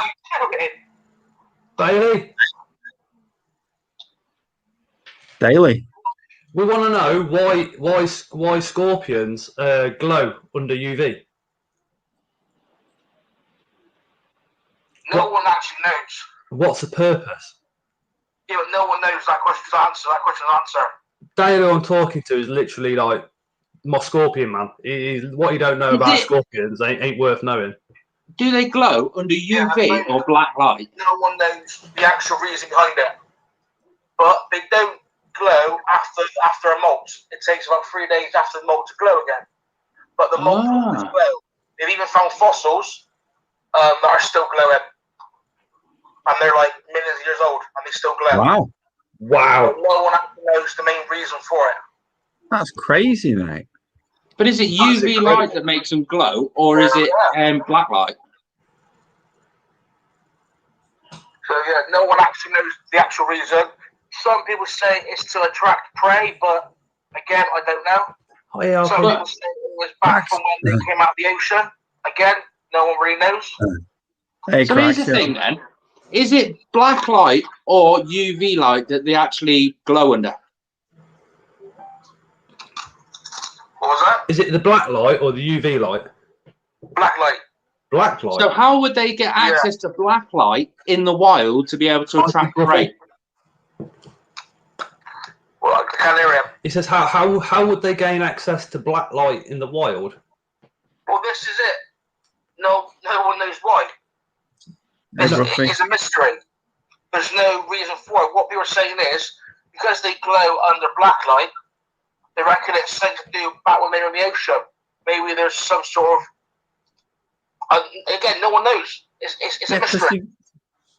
They come from... they were sea scorpions were weird. No actual evidence for it. Have you ever seen the sea scorpions from the prehistoric times? Massive weird things. Species, they're more of a powder. It looks like they got like a dusting over them. I wonder if it's then something to do with their eyesight for them to see each other. The actual glow is a lot more intense. Scorpions aren't allowed to raise. All of them. They all glow, but they all got different levels. It's strange. It's got to be something to do with their eyesight or communication between each other, because there's no real way that they can get black light in the wild, or for black light in the wild to benefit them for feeding and prey and stuff like that, because there is no such thing as black light in the wild. Or not that I know of. Well, this is it, but could there have been? What another theory is, certain insects can actually see the coloration of the scorpion. Yeah, but again, if they've got no access to black light in the wild, that won't be a thing. other insects are actually drawn to the scorpion itself. Do you They reckon? can see the colours.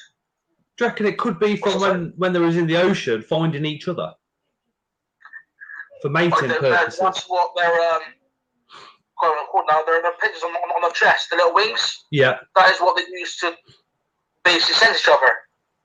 And all the hairs on the leg, that's what they use, same as the tarantula.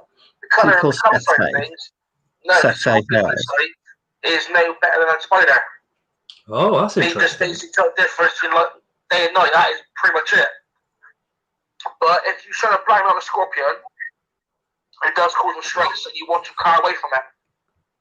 Yeah. Right. Wow. I don't see it being any benefit for feeding or prey or attracting anything like that solely because they can't have access to black light in the wild.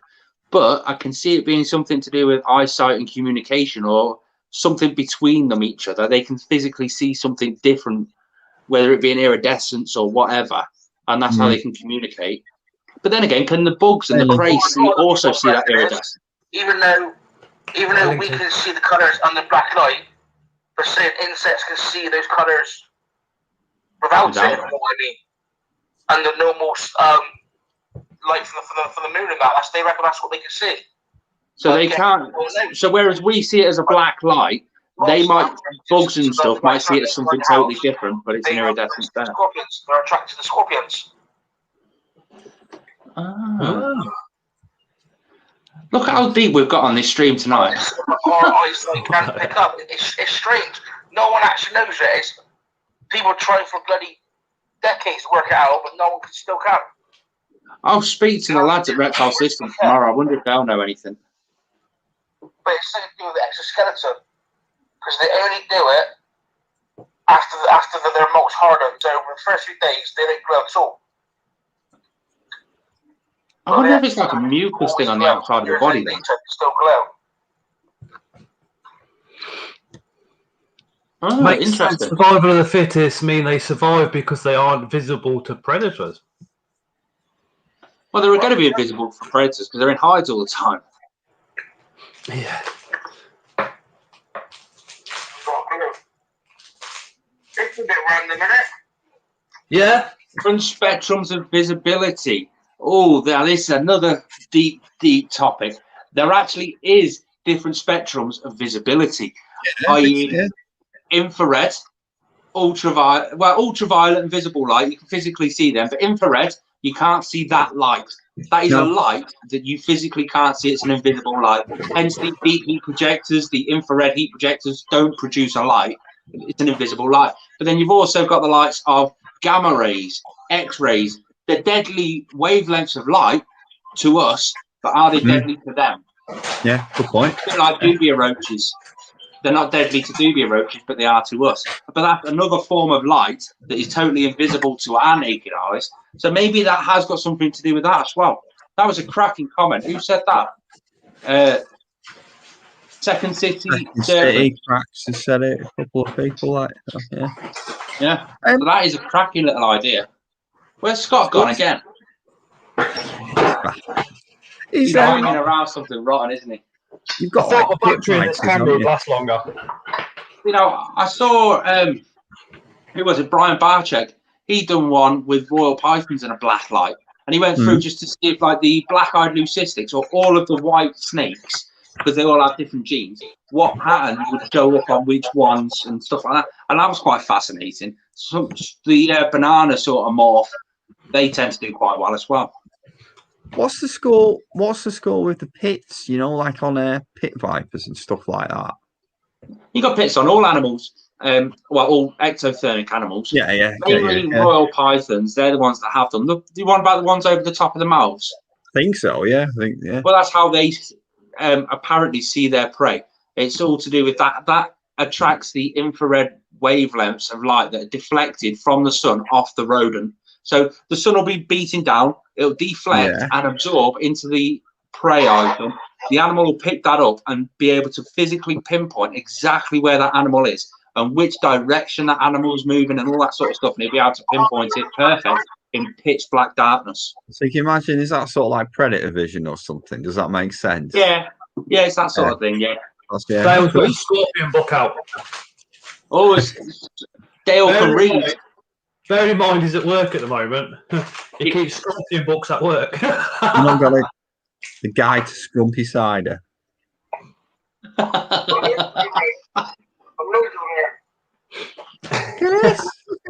Oh, who's off? Who's going to bed? Thanks, Oh, Leah. Leah.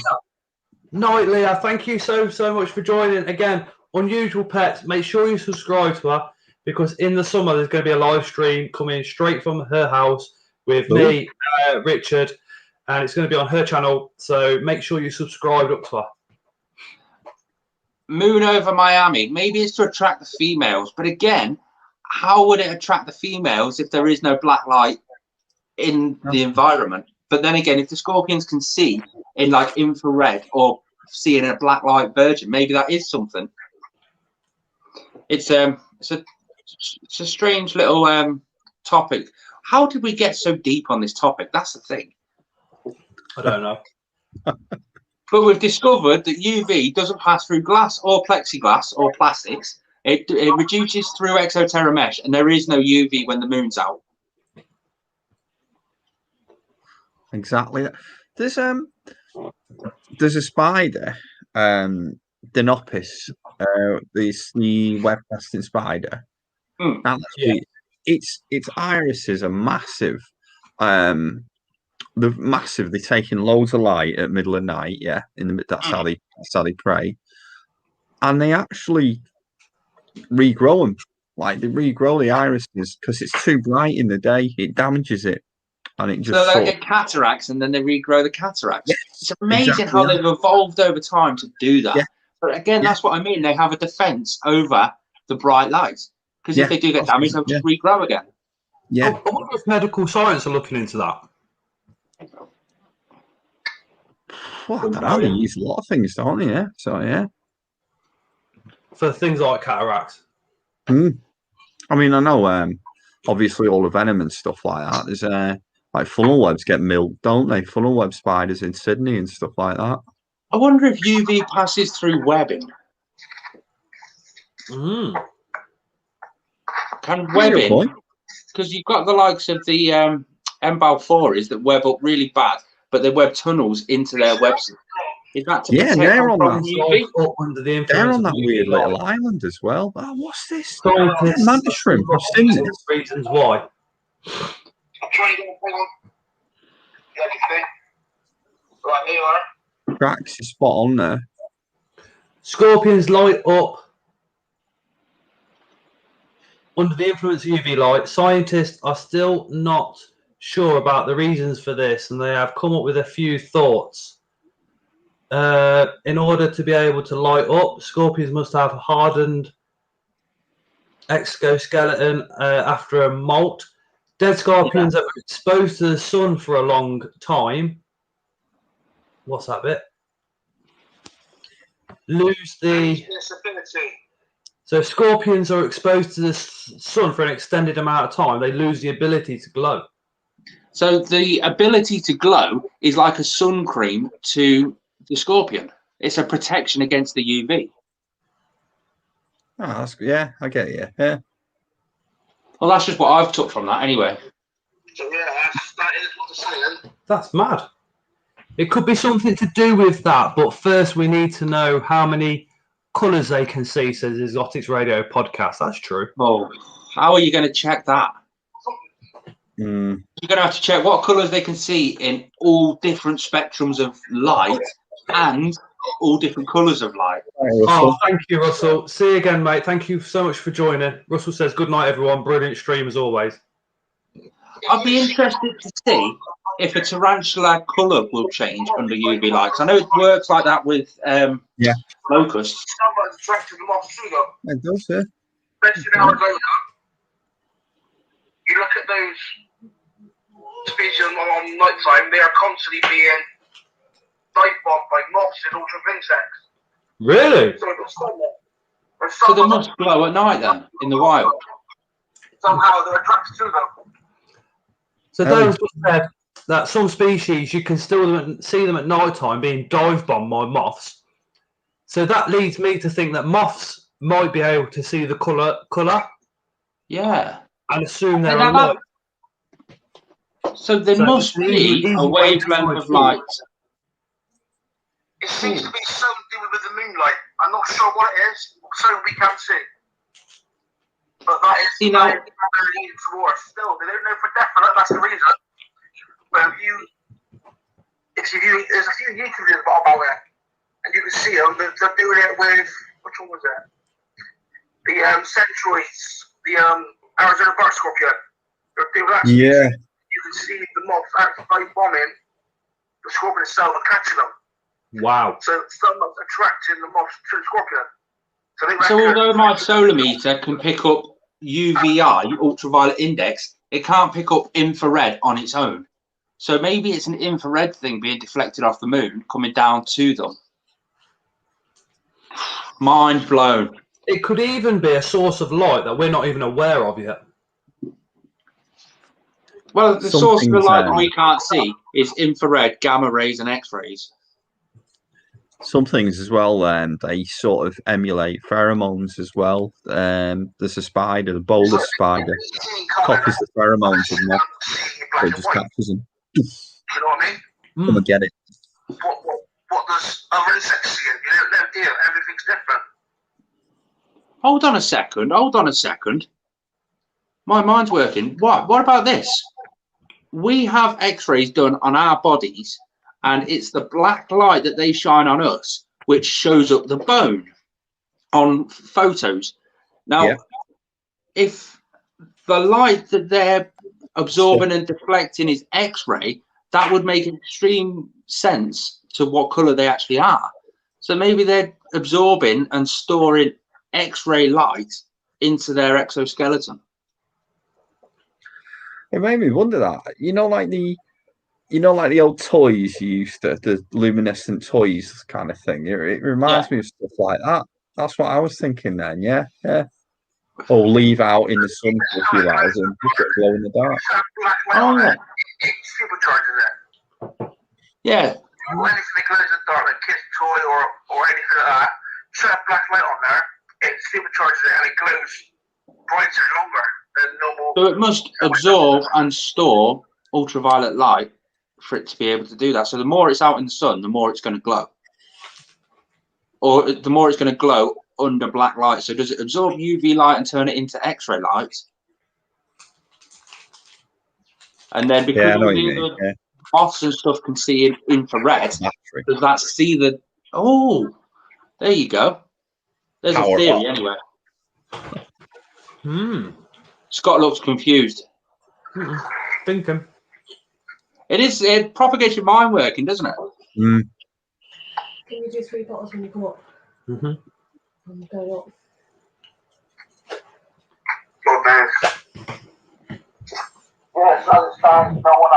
There's too much thinking for my night, anyway. Come on, Scott. What's your theory? But another thing, I think it can't have nothing to do with the sunlight because they're finding fossils of when they were in the ocean and they still do it. Yeah, so that could be quite as simple as they're absorbing and storing the UV light. I remember in the 80s I'd had a Skeletor. He lighted up also in the dark. They did, yeah, I remember that. I remember that. I'm thinking they absorb UV light. I'm thinking like what Dale was saying. The moss bombarding the scorpion. Maybe that was the same in the sea. Now, what the moths and the prey see, we can't. I do not think we can see that, or can we? Because it's the same with snakes. Yeah. They see an infrared. And then, as far as what moths and everything can see, we can only kind of guess. We can't be a moth to see what they see. So we can only guess. Obviously, it's educated guessing by the scientists, but we can only suggest what colours they can and can't see. Is it colours that they can and can't see, or is it wavelengths of light like infrared? Hence why the moths will fly up towards those infrared fly zapper things. I mean, eagles. Yeah. Eagles follow UV light. They follow the urine of rodents. Oh, look at that! All this is said. So they can see they can see where they're going all the time. And what they do is they look down because rodents will constantly piss, and they follow the same tracks through fields and stuff. And then the eagles will look down. They'll see those tracks, and they'll fly over those tracks looking for the rodents. So I think this is similar, but obviously the scorpion's not the prey. Just following on from what Lizzie's just said there in the comments, ultraviolet. They can see the different ultraviolet patterns on the flowers. It's because the different colour and the different textures of the different flowers absorb, store, and deflect the ultraviolet rays in different ways and different manners. And that's how they can determine which one's the right one to land on and stuff like that.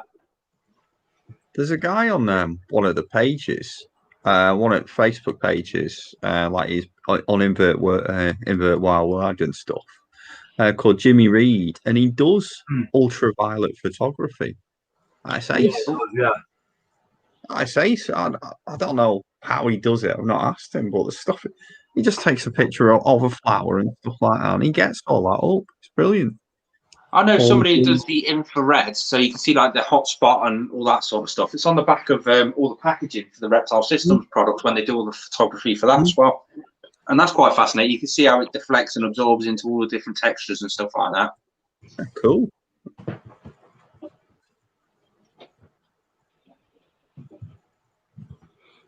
Well, it's a fascinating topic, that was. Deep. It's more, these are the kind of chats you're supposed to have where you've got a big Jamaican cheroot in your hand or something, aren't they? He's like that. And we're sat here, me with an E6, Scott with a cake, and you with red light. We've all got old. That's the problem. Yeah. We should have met 20 years ago and had the same conversation. We would have found out it's a massive computer game, and we're all just in a computer game. Shit like that, you know. Oh God, yeah. It'll be interesting to see an LP, Lasiodora parabana, because they're quite an active, outdoorsy tarantula. Be interesting to see what happens with them once they get used to a UV light over the top of them, whether they just hide more or whether it brings out more naturalistic behaviors. Again, that runs down to the topic. It will bring out more naturalistic behaviors, but do they actually hide more in nature than what they do in captivity? And then do you want them to hide more in captivity?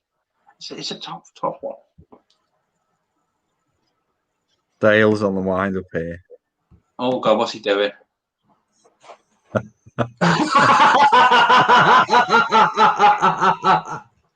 Fucking wanker. Exactly. Yeah,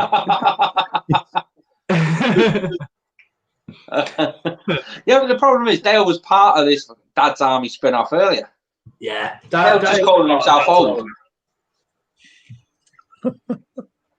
Pondering life mysteries.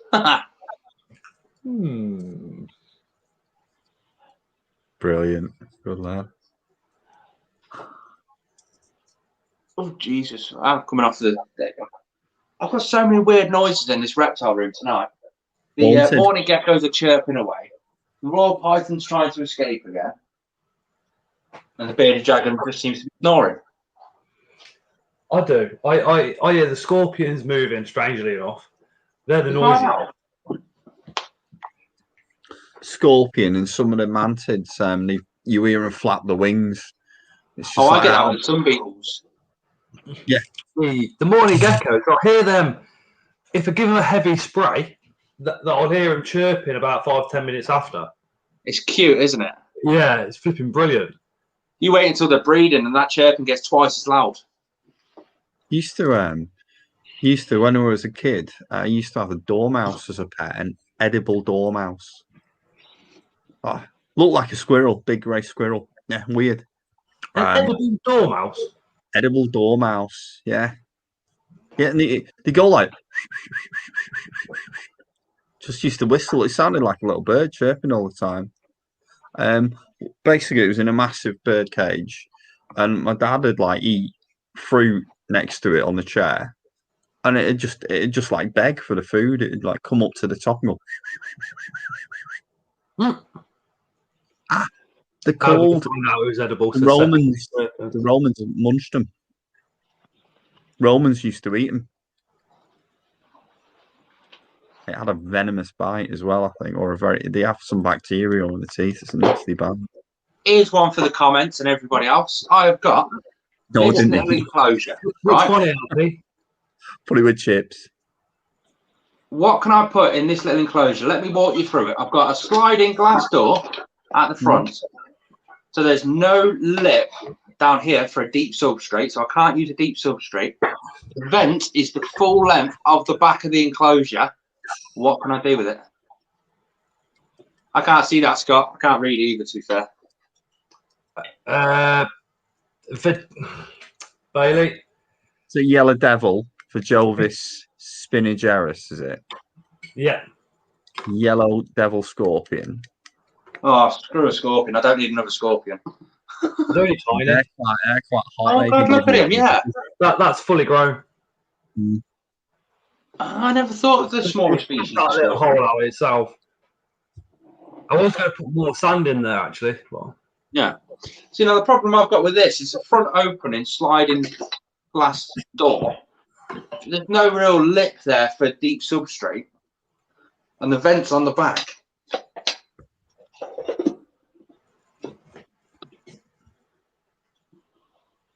you'd love one of these scorpions. Would I? Yeah. They're ever so gentle, calm, timid. It's just like the revenge scorpion you sent me. No, I've got stung by a variant of one of them. The ultimate revenge. I got stung by this shit up here. They're little. You know about this thing here. Yeah, them they're supposed to be as close as to a hot you can get. Them thing that for Jovis or whatever they are. Yeah, they're just on the borderline, aren't they? Oof. Yeah, no. Pinterest Suriname toad is the world's flattest amphibian. Suriname toad. Lizzie I says thought just a normal toad you can step on. Did you hear that? Andrew's the oldest in this chat. He's 52. How old are you then, Scott? 34.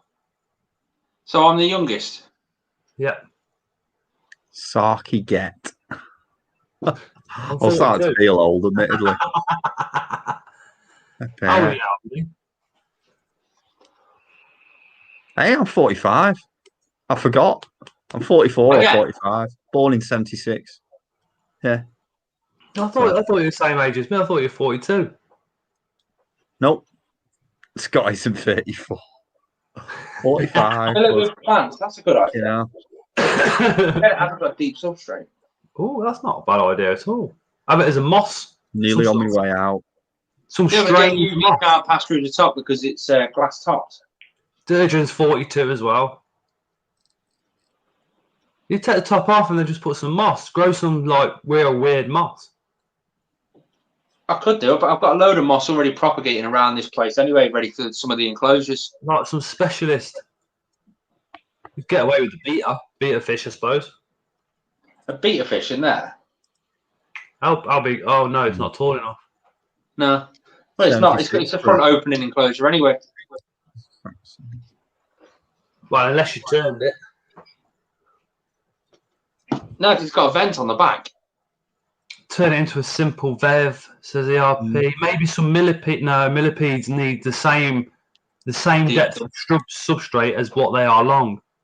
Yeah. Dragon millipedes are only small, so maybe you can get away with some of those. If I might just try and actually just keep it and clean it out and use it as like a hospital thing if I need, or if I'm rehousing one of the tarantulas, I can put a tarantula in there while I do some work on their enclosure or something like that. I've got it. What? Wait for one of the inverts to pass away and then get it set. Yeah, but I've got a problem there. All of my tarantulas are female, and not one of them's close to 5 years old yet. I've just sent a male GBB off to a breeder today. Actually, well, yesterday he's got it. So you sent it to a breeder, or you sent it to a female who's going to have a nice dinner? Yeah, basically, yeah. It's 50-50, isn't it? Well, it's not even that, is it? It's not even that, is it? They're I a wish bit, I knew you had a mature male especially GBB. GBBs. I know what I can do with this. How about set something up and then put this beetle in there? It's dead. You got some more of them, haven't they?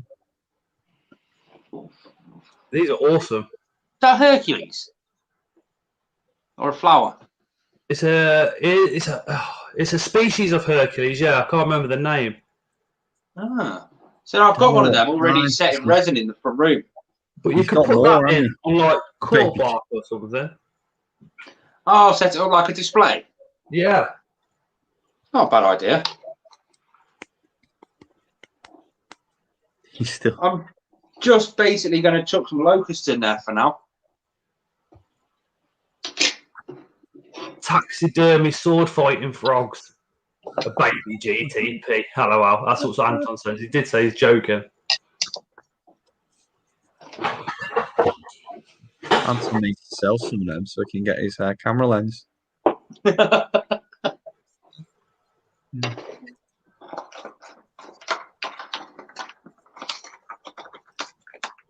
Cracks. I've messaged you on Facebook. Don't know. I don't think you've got it though.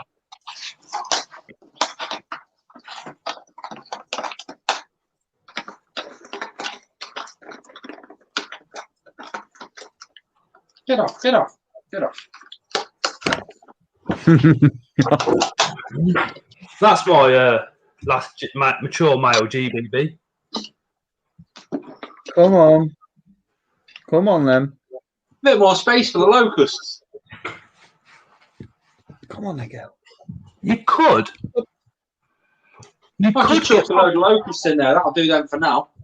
You might get away with some passing bugs in there. What are you doing? I could do, yeah. But to be fair, keeping them in here with this, No, just because I only pick up 2 tubs of locusts, because that's all I need from the bearded dragon. And I only pick them up every now and then, so I can just do that for now. Mix up a bit of food in for them. Hi FR1 Rizzo, for all the way from Florida. Thank you, mate. Florida. My brother lives in Florida. Hey, you stay there, yeah. Little Kit Kat, aren't you? Hey, Florida, cool. Flow rider. Yeah, that's fluff. That one cracks. she said, no.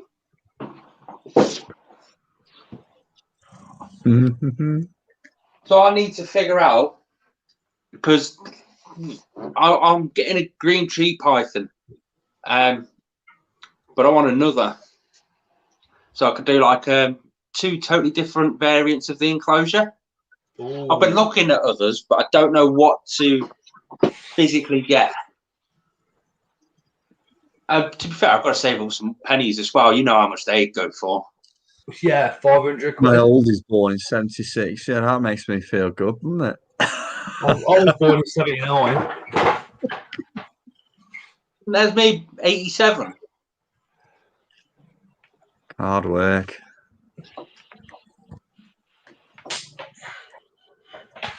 I'm one of them who thinks the 90s was like 20 years ago. I hate it when I turn around to people and they say, how long have you been driving for? And I say, oh, 15 years. Makes me feel dead old.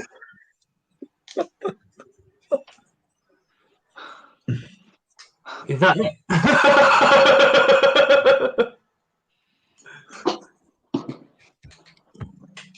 Oh, let's have a look at some of the comments then.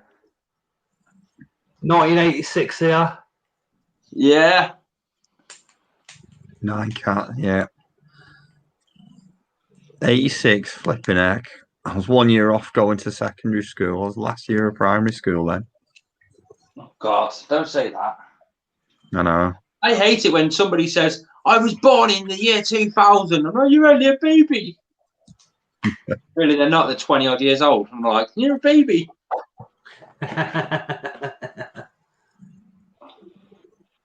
Scott, do you want any Exoterra hides? Yeah, always. Them things. You're comfy, how's you, aren't you? Yeah. Hello, cat. Come on. Definitely. What about Langini? Does Langini want a water bowl? If it's deeper than the one of, yeah, definitely. 2 secs. That'd be awesome. So, That's probably going to have to be one of those things where when I come down, I'll drop them all off because the weight of them. Wicked. Just what Bailey's gone. He was born in '86, but he actually transitioned in the '90s. PWA, no, really. 9 kittens on 4, but 1 has little ones. But we got 9 dogs as well. 3 males are sterilised, says Tisha. I hope I'm not pronouncing that wrong. It could be DJ Regen. I think it was dragon spelled wrong. He's a German guy, German. Oh, okay then. So he's very lucky because he can have all the DWA stuff and not even worry about it. To be fair, I don't think I want a DWA thing. I'm quite chuffed that they've got them all under license and I can't just go out and buy one. We'd both do that. If there was no such thing as a DWA, we'd both have venomous animals some way or another. Oh, yeah, 100%. There's a YouTuber that's got, I'm not going to go into the channel name or anything like that, so don't. I know what you mean. There's a YouTuber that's just put out a video who basically said it's just obvious in what the guy said he hasn't got a license. And really? Yeah.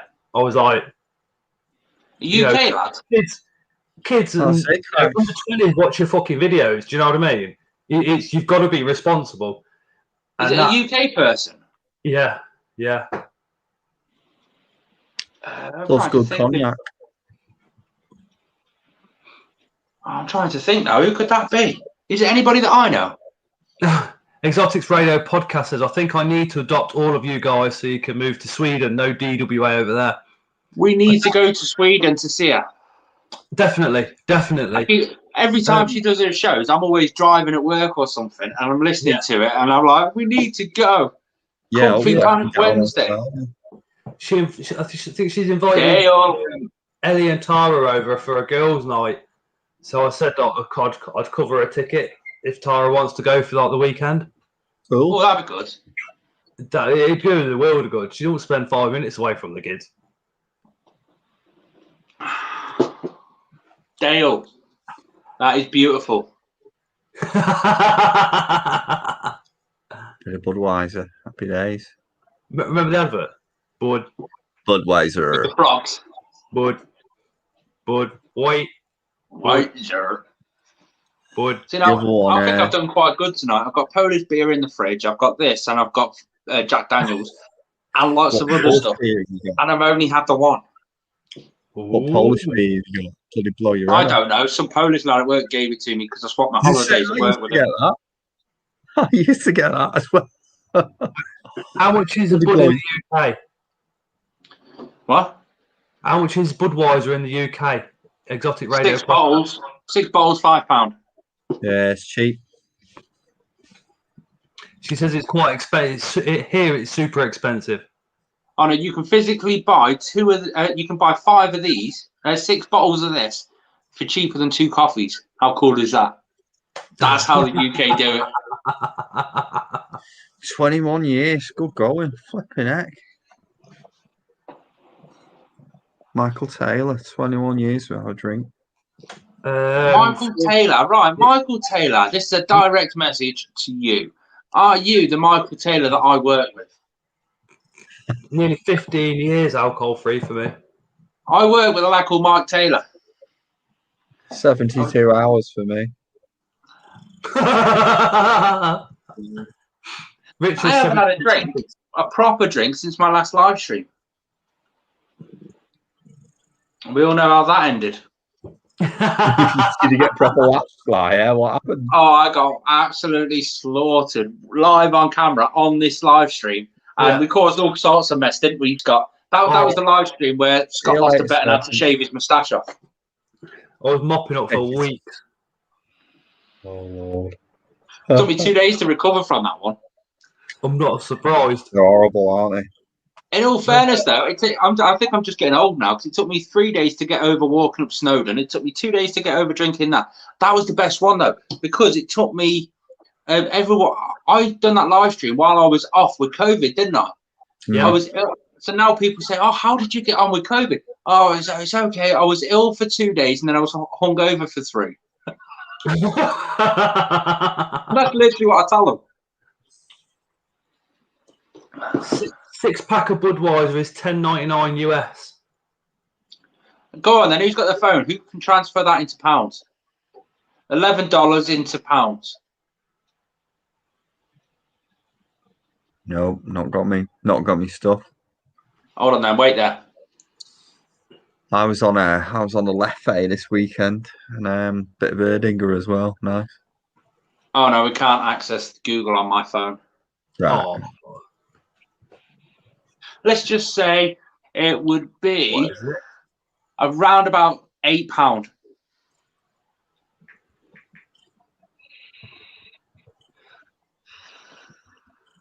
How many dollars? $10.99.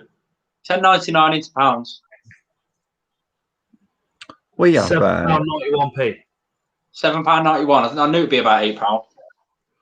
Michael says, "Where did you work? Where did you work? Where did who work? You." Me. I work everywhere.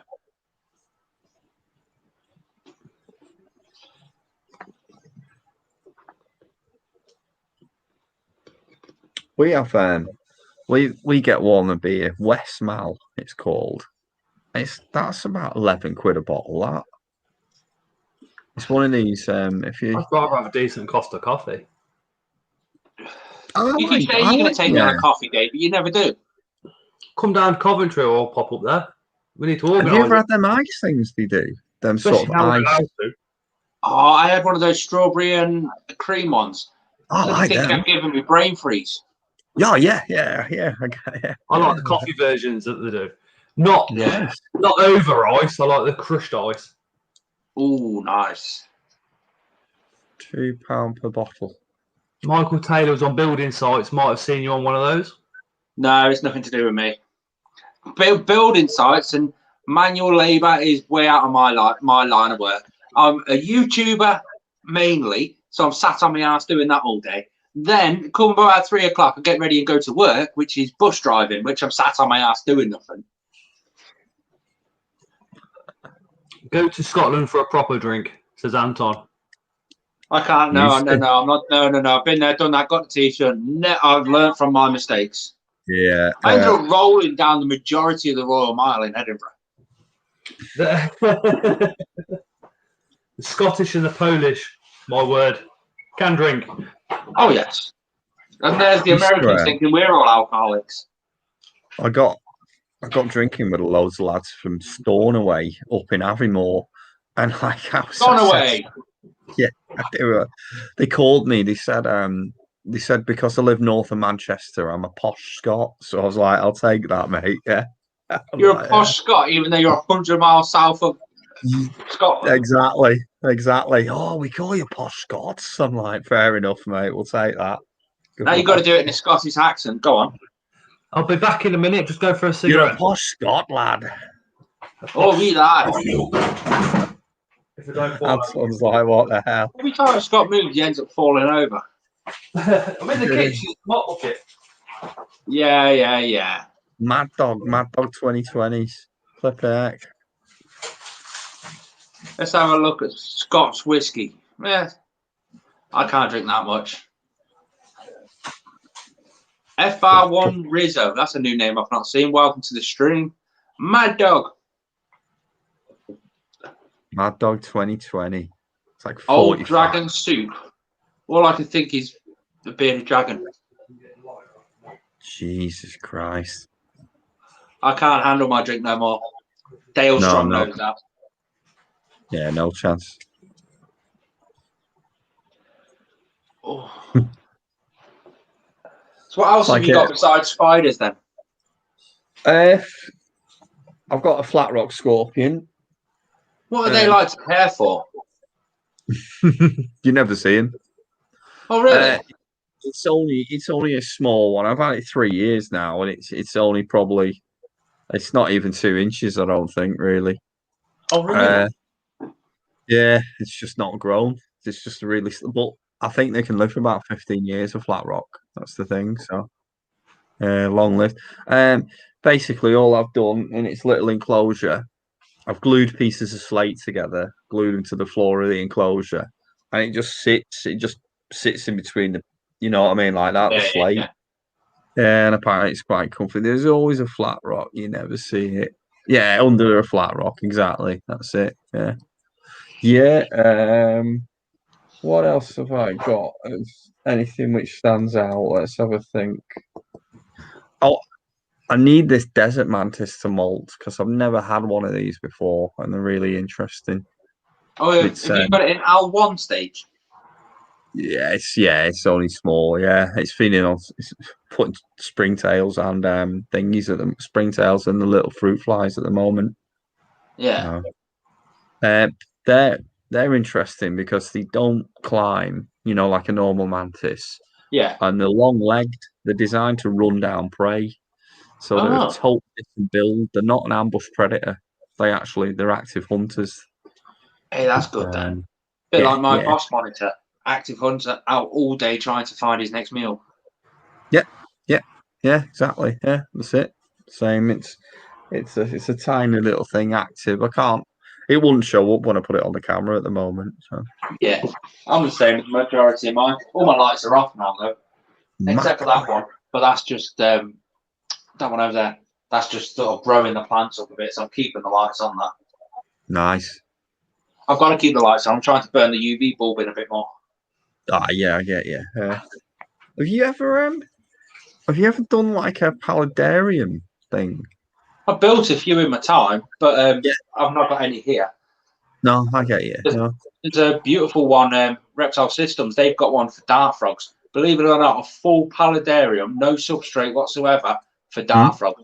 And it's just because it's so arboreal. There's so much land space in the canopies and stuff like that. And they love it. He put 5 in there 4 years ago, and they're all still there. They're loving it. Brilliant. They've got full waterfall and fish and a lot in it. They've just built a new one as well. Not for animals, more for plant growth, to test some of the plant grow lights. Check the deflection from water back up to the lights and stuff like that. I mean, years ago, before I got speaking to you guys in the hobby and stuff like that, I used to go on YouTube, and apparently it's a massive thing in like Holland and stuff. They make all these beautiful planted things, like aquascapes for them and stuff. Crazy. Yeah. I love some of them. I mean, there's some big ones over. I follow a Facebook page. Now, I don't follow many animal Facebook pages. The one I do is what's it called? Outside the Box, I think it is. And it's just beautiful enclosures. That's all it is. It's just beautiful enclosures. Like full on a dividing wall between 2 rooms. It's just a big wide enclosure. And it's just beautiful. Nice. All desks that have been converted and everything. I mean, I make even. Can you sort of see? You can sort of see. I make basic little foam backgrounds, even on the smaller enclosures. Like just part. Well, a lot of it's cosmetic, really, but some species, it gives a bit of verticality for them as well. Especially in the invert hobby, where there's a lot of wild caught. If you can provide the background and live planting, even better. Just to replicate the natural habitat, they're just going to do better. Not got any live plants. Just give me a quick sec. He's gone again. Scott, you scared him off. Actually, Bailey, they are getting hit with import restriction due to zebra clam. Oh. Bailey, they're getting hit due to us. Oh, he says. Ooh. What's he got? It looks like he's got something. That getting hit with import restrictions due to zebra clams. That's there's quite a few things involved in that. Because there's a shrimp as well, which is sort of coming on different ships and stuff, and that's going into a few. So it's people who. Do you mean cracks for people who are doing the naturalistic setups? Okay. Don't know quite the context there.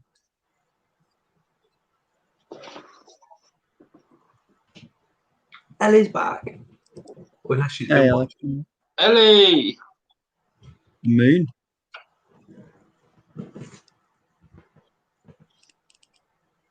I'm just trying to see what cracks means, like getting hit with import restrictions. I wonder if that's for I people wonder if doing that's that. just something to do with the wild caught side of things, because there's a lot of restrictions at the minute. Is it the aquascapes? Yeah.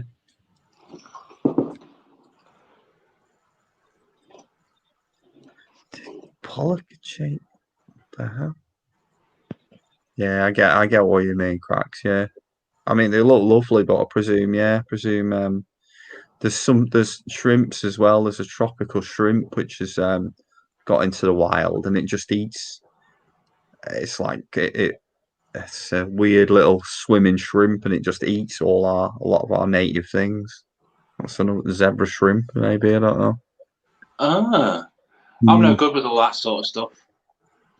It's weird, and you've got to be careful, haven't you? Because like the bigger version we have is we have crayfish, don't we? We have our own, and the Americans have got one which is called a signal crayfish, and that's in our waters, and it carries a virus that kills a lot of things off. That's a big problem. That also eats a lot of things off as well, though. They also eat a lot of things off as well. Yeah, that's it. And then we get flatworms over here as well, don't we? New Zealand flatworms. Quite a lot of people are finding them more and more nowadays. Yeah, I've seen. Yeah, I've not looked for them, to be honest. But, I'd love to find UK native snakes, but I've been out loads of times looking and I just can't find them. I don't think I'm in the right place, to be fair. Towards I've seen them on Lindisfarne, like Holy Island, Lindisfarne, up northeast way. Yeah. And sort of just on the border of Cumbria as well. Lake District, stuff like that. I've been up the lakes a few times. I'll have to check there. Yeah, it depends. It's weird, isn't it? I think a lot of them. It's adders. It needs to be more land, doesn't it? Which you don't have a lot anymore. We don't have a lot of that stuff. A fair bit over sort of like the Peak District way. Yeah. So I've not seen slowworms for ages. No, I've not seen them for years either, to be fair. Dear me, that's a shame. Farmers' fields, yes, yeah. Scott looks like he's deep in thought. I'm just thinking that I'm going to have to close the stream soon because I work in the morning. What time is it? Because I've got the lad in the morning as well. 11:30. 11. Is it? Yeah. That's me done then, because I've got to get myself sorted for bed. I was just on my workout checking what I've got for in the morning. Yeah. Thinking, oh shit. Right. I'll leave it there for me then, because I've got to go get myself sorted as well.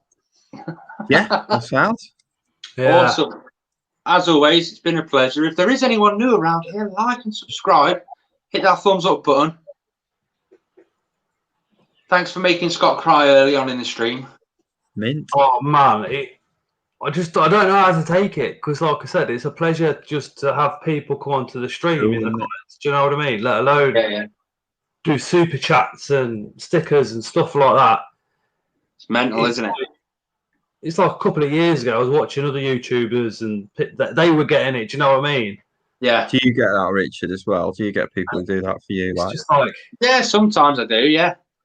Cool. Every now and then. I don't do too many live streams on mine though, because my live streams are never planned. So I just if I've finished doing all my work for the day, filming and editing, then I'll stick the camera on and do a little live stream. Or if I've got something to do that I physically haven't got the time to film and edit, then I'll stick the live stream on there. See, that's the thing for me. I just like talking on a topic. That's why I like Cracks' radio podcast. Is just spot on. You just chew the fat. I love doing that, really. So, plus, I've got to go. I'm talking too much, and I'm just going to get straight back into topic and start talking all night again. All right. Thanks for having me, as always. Thank you so much for joining again, Richard. As always, it's a pleasure. I'll see you soon. Tap via WhatsApp on some of the ideas. Awesome. Cheers, buddy. I'll speak to you later. See you later, Richard. Cool. Brilliant. Yeah. Are you rocking us? Are you doing one as well, Scott? Or... Yeah. Yeah. It's been fun anyway. Happy days. Good to play with a kit here. So I have to get used to actually looking at the camera. I'm always looking at the screen here. And here I am. It's just me as well. Oh, it's fucking mad as. You got Life of Thrones. I don't know. Nice. I have no idea. It might be. I don't know. My God. It's just the action pose. Oh, gone completely now. Oh, I wonder if it's batteries. The battery's been a problem with mine tonight. Yeah, I bet it is, you know. It is. I can hear it. It's just kicked off. I've got one battery that's proper for the camera, and then 2 copies. Yeah. So I might have to get some proper ones. That thing high out of that camera, you've got to get. It's like a fake battery. You put the battery in, and it connects direct to the power supply, and that's how you keep it running. I mean, I've not got that because I've got like 3 batteries for it, but it's the battery. It's gone.